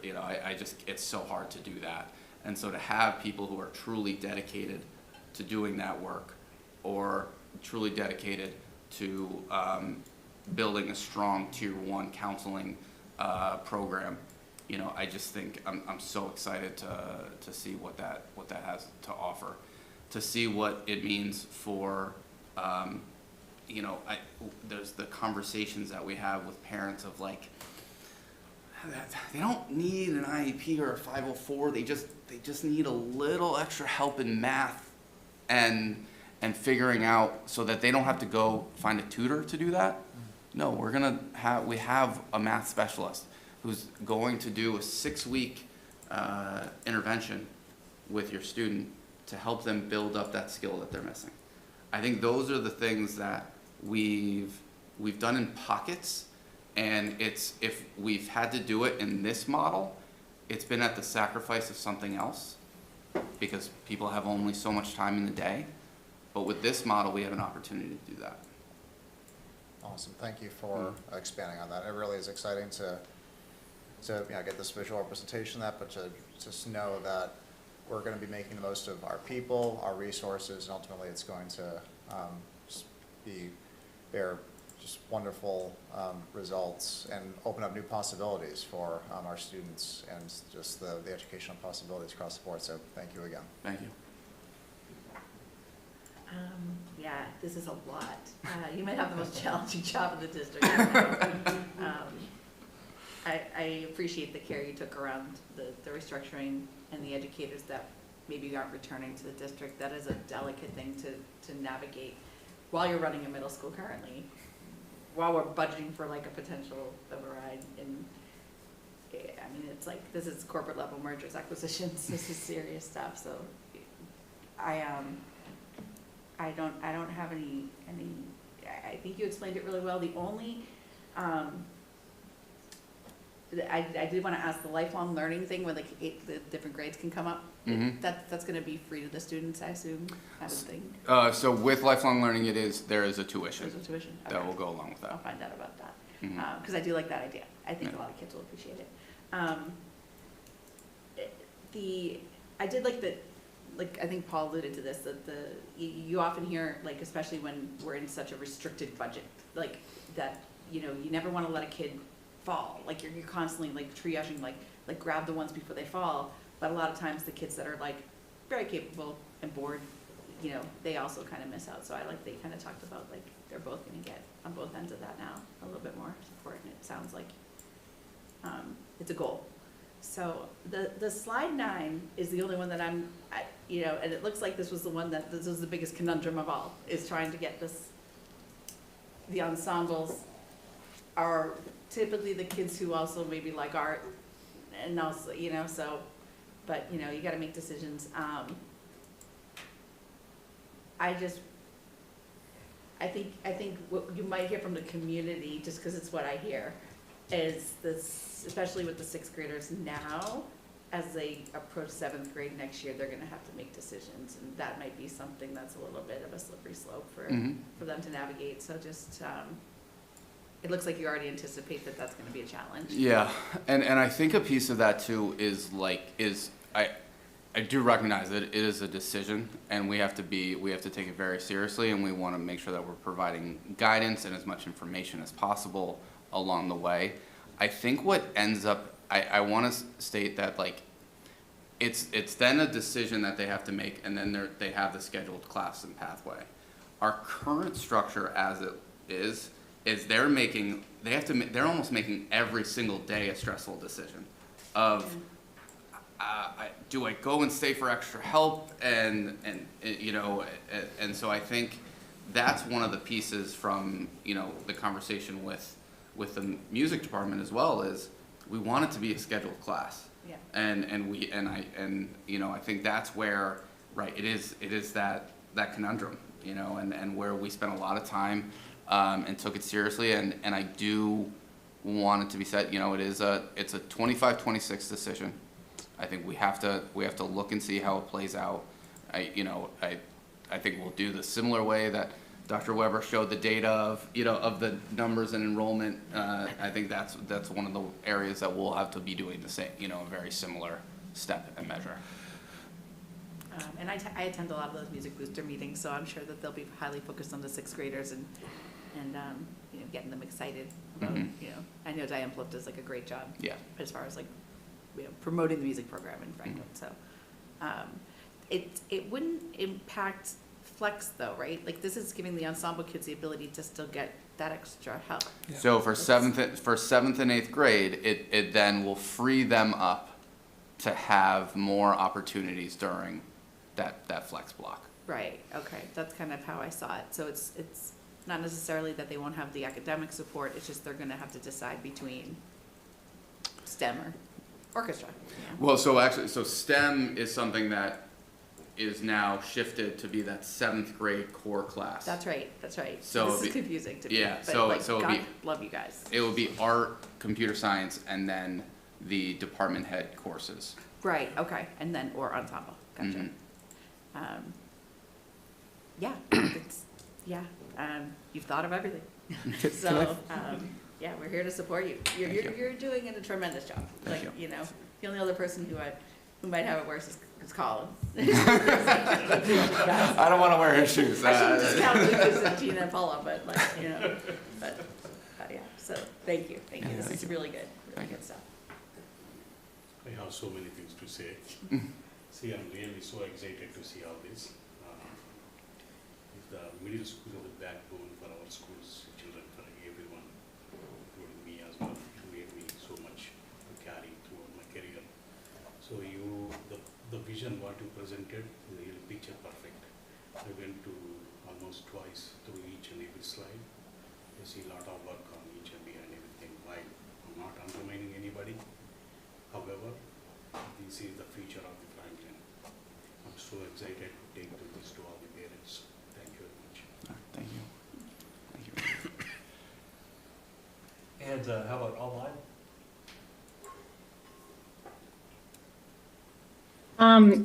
Yeah, I mean, this was just such a thorough presentation of what has clearly been such a carefully thought out and well-considered process. So thank you for all of the information. Loved hearing about the team pairings and program partnerships that were built into that structure. I know Al talked about the expansion of language in the 8th grade too. That's fantastic. But yeah, and no questions for me. Just thank you for a thorough presentation. Thank you. Thank you. Yeah, Craig, really, thank you very much for this. As all my colleagues pointed out, it was obviously there's a lot of thought that's going into this moving forward. I will say though too, one, I certainly do kind of share some of my colleagues' maybe the kind of concerns when it comes to that 5th period. I see it like holistically. I'm all in. I see exactly kind of like where you're looking at and everything. But for those maybe like those 6th graders right now that are kind of jumping into it, I share my colleagues kind of concerns because right now strings, where is that taking place? It does not. It's currently through lifelong learning After school.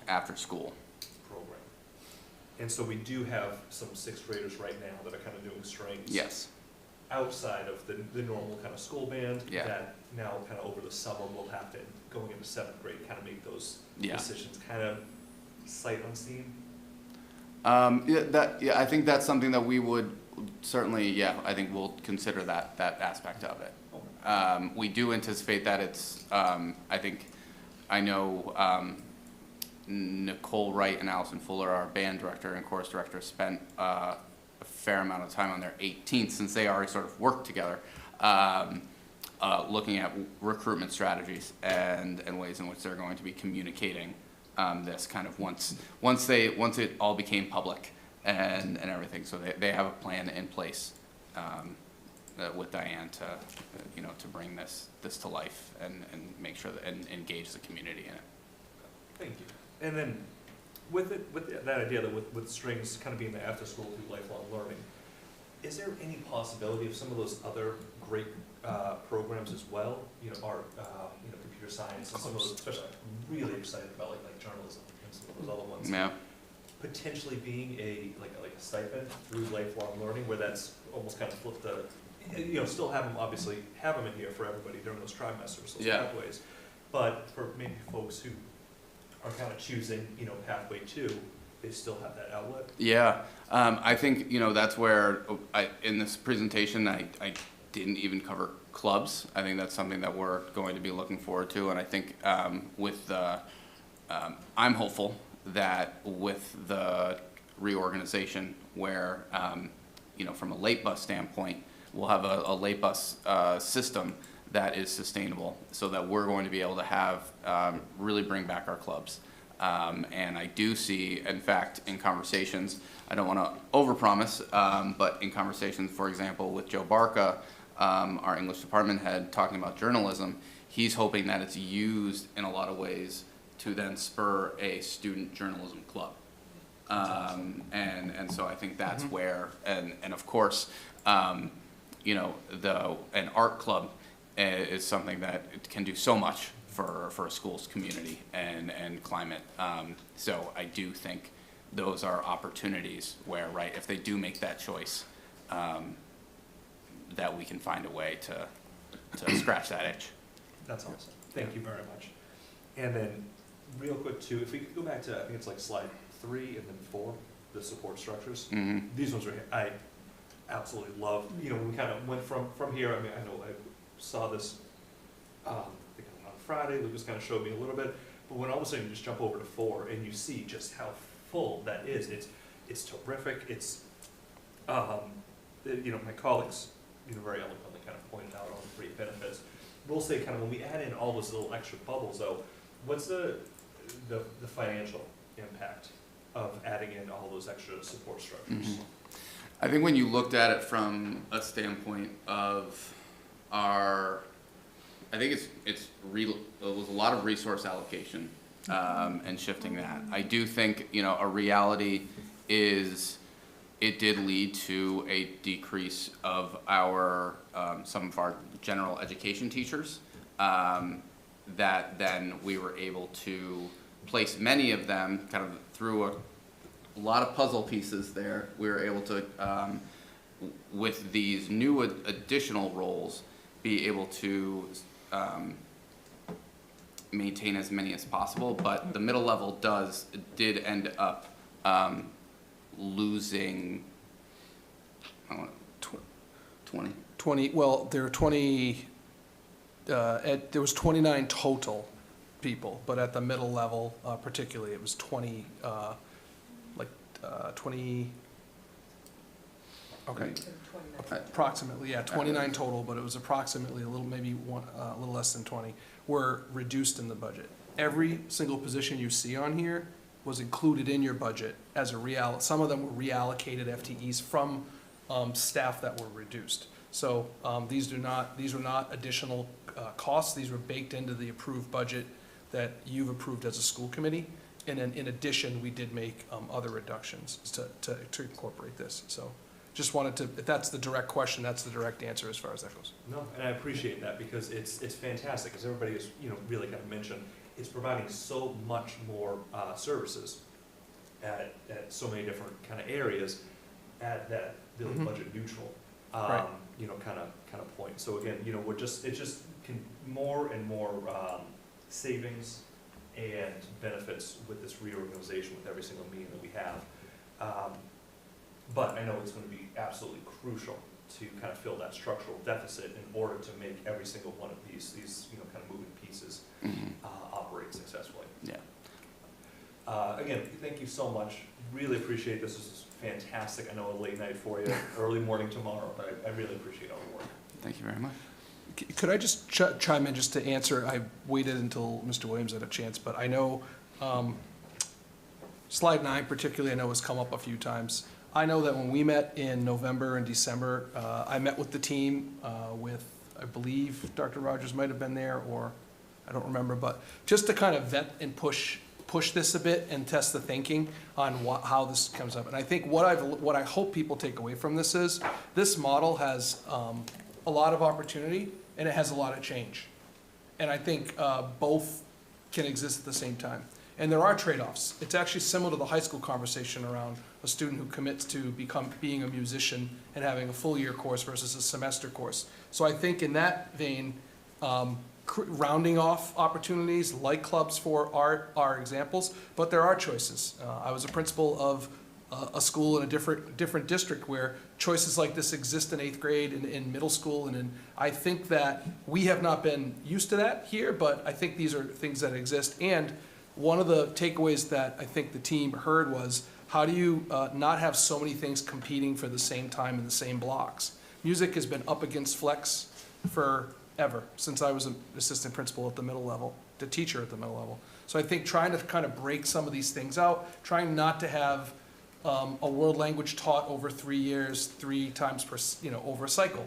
Like, there are many factors that when you look, Mr. Williams and his team, he's responsible for having a perspective of all things. So if someone maybe has an aspect to this that they're not happy with, a change to meet that concern has a ripple effect within the master schedule. So I'll use the example, if you have teachers, an art teacher who's teaching 6th, 7th, and 8th grade students in that trimester rotation, their schedule, you're gonna look at it from the back end now, they're hired as a full-time art teacher, they're teaching all day, right?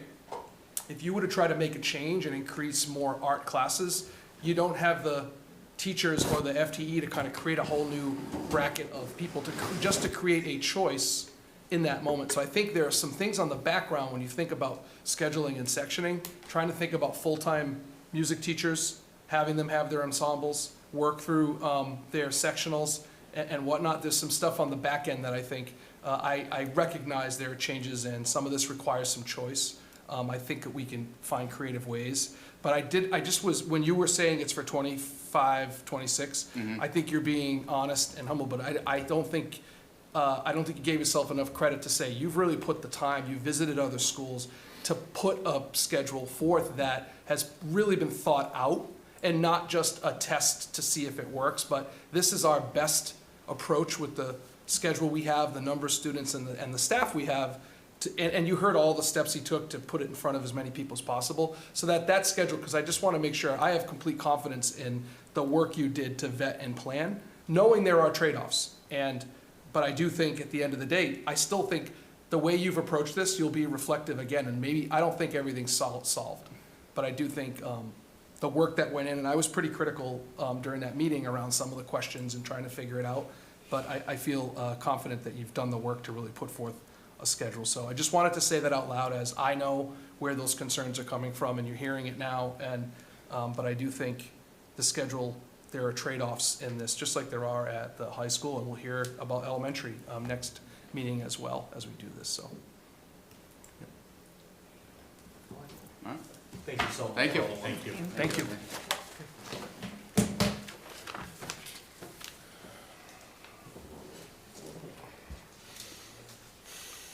All right, so we already got discussion action item A out of the way, so jumping right to Yes. B.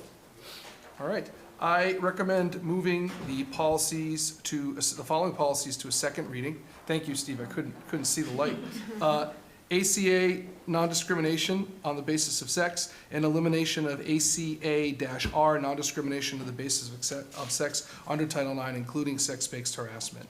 We'll open it up to any questions you have. Mrs. Morano and her team have worked to prepare these and put these in front of the policy subcommittee, but we're happy to answer any questions. All right, terrific. Just to open up discussion, entertain a motion. Motion to move policies ACA and ACAR to second reading. Second? I'll second. All right, so close, Al. Any questions, comments? And just a clarification, this is once again another one from MASC that we're aligning to standards. That Yeah, well, it's because of the new executive orders that came in through the president that we had to revise these policies again, because the Title IX regulations had changed. okay. Thank you.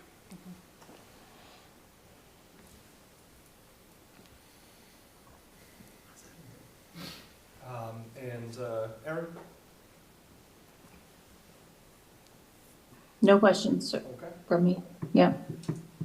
All right, vote will come, roll call, Griffith? Yes. Charles?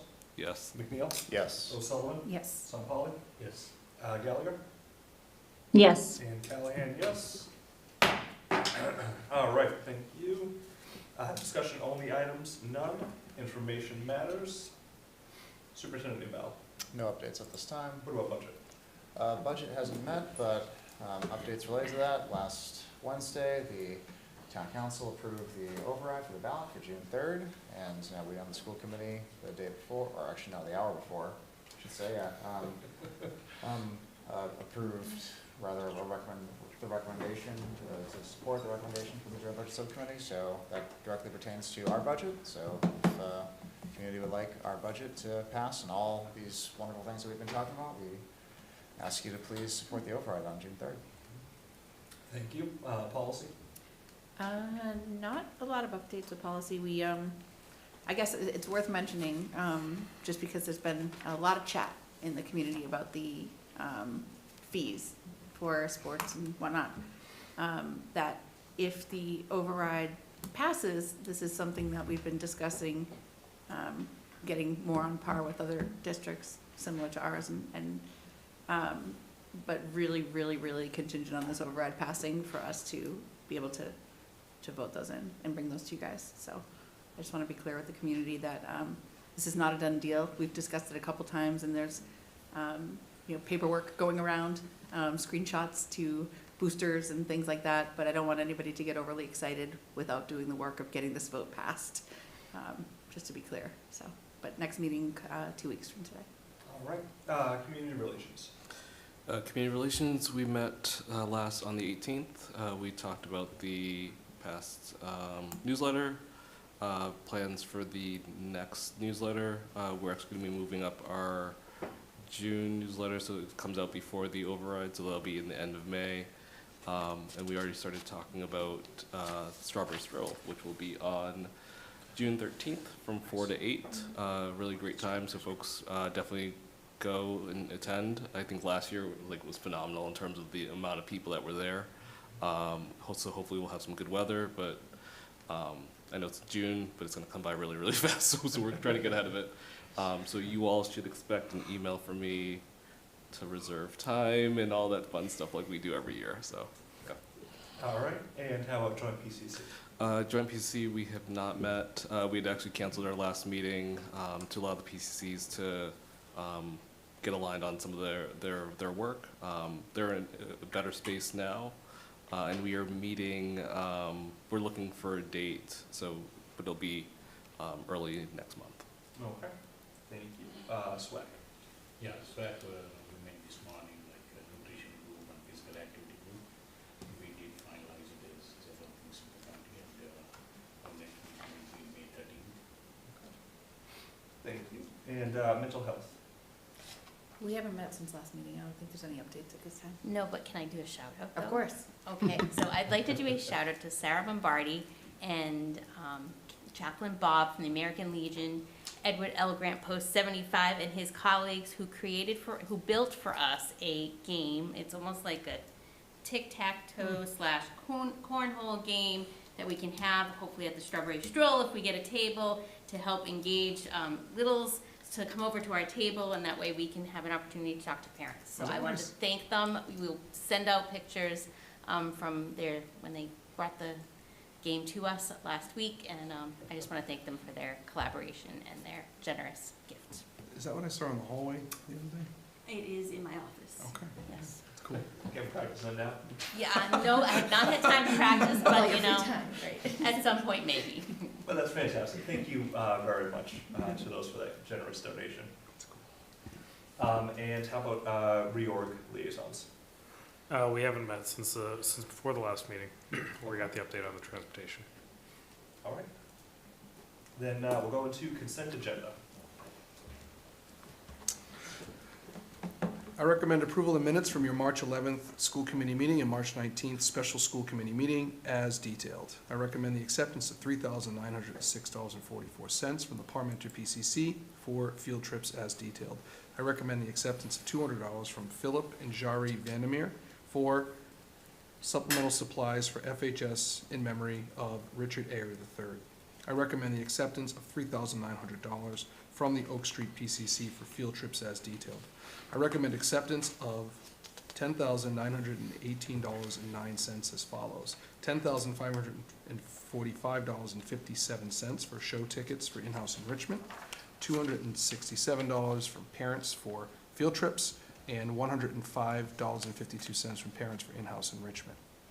All right, is there a motion to approve the consent agenda as detailed? Motion to approve the consent agenda as detailed. Second? Second. Discussion, questions? I do want to also thank all of those who made their donations to this. Greatly appreciated. Thank you. All right. Vote will come on a roll call. Griffith. Yes. Charles. Yes. McNeil. Yes. O'Sullivan. Yes. Sampali. Yes. Gallagher. Yes. And Callahan, yes. All right, citizens' comments. Any citizens in the audience, in person or online, who would like to make a comment on an item not on tonight's agenda? All right, Steve, you know the rules. Yes. Thank you. Steve Sherlock, 13 Magnolia, Community Information Director, Franklin Matters, and Franklin Public Radio. Next Thursday, I have the dates right, Thursday, April 3rd, there's going to be a social networking forum at the high school. I had an interview with Donna Grady today, so the interview will be coming out in the next couple of days. You'll get a little bit more details on it, but it's targeted to parents of school children, sort of social media awareness, cyberbullying, all of those things. It's a free event. Registration is required. Kid care is arranged in the cafeteria of the high school while the parents then get kind of the seminar, webinar, et cetera, experience within an hour and a half. It's a great event, and it's provided for by a grant. So no charge to us. So more details coming. Further to the budget as a public service announcement, before the June 3rd vote, there are 5 additional opportunities to get a question answered. 3 nights of the FinCom budget hearing, April 28, 29, May 1st, 2 nights of the Town Council budget hearing, May 21, May 22. So there should not be an unanswered question before the June 3rd vote, with enough opportunities there. Another actual audio coming out tomorrow. I had an opportunity to talk with 3 marvelous theatrical people who are going to be performing on Friday, as Superintendent mentioned. It's a 3-day competition. They won't find out until Saturday night at about 8 o'clock when the results come out. But their performance is Friday at 2. The tickets are available. Wait till you listen to it. It's great. Thank you very much, Steve. And anybody online? All right, jumping into new business.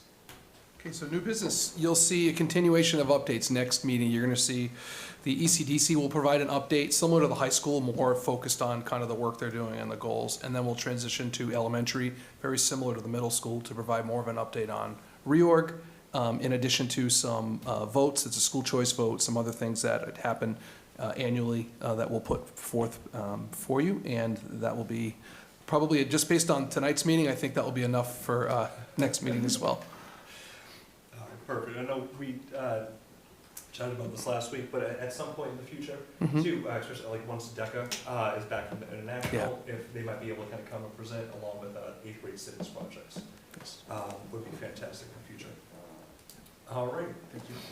Otherwise, pursuant to Mass General Law, Chapter 30A, Section 21A2, to conduct strategy sessions in preparation for negotiation with non-union personnel, or to conduct a collective bargaining session or contract negotiations with non-union personnel, will be going into that executive session and will not be coming back, we'll be adjourning from there. Is there a motion to go into executive session? Motion to enter executive session. Second? Second. All right, roll call, Gallagher.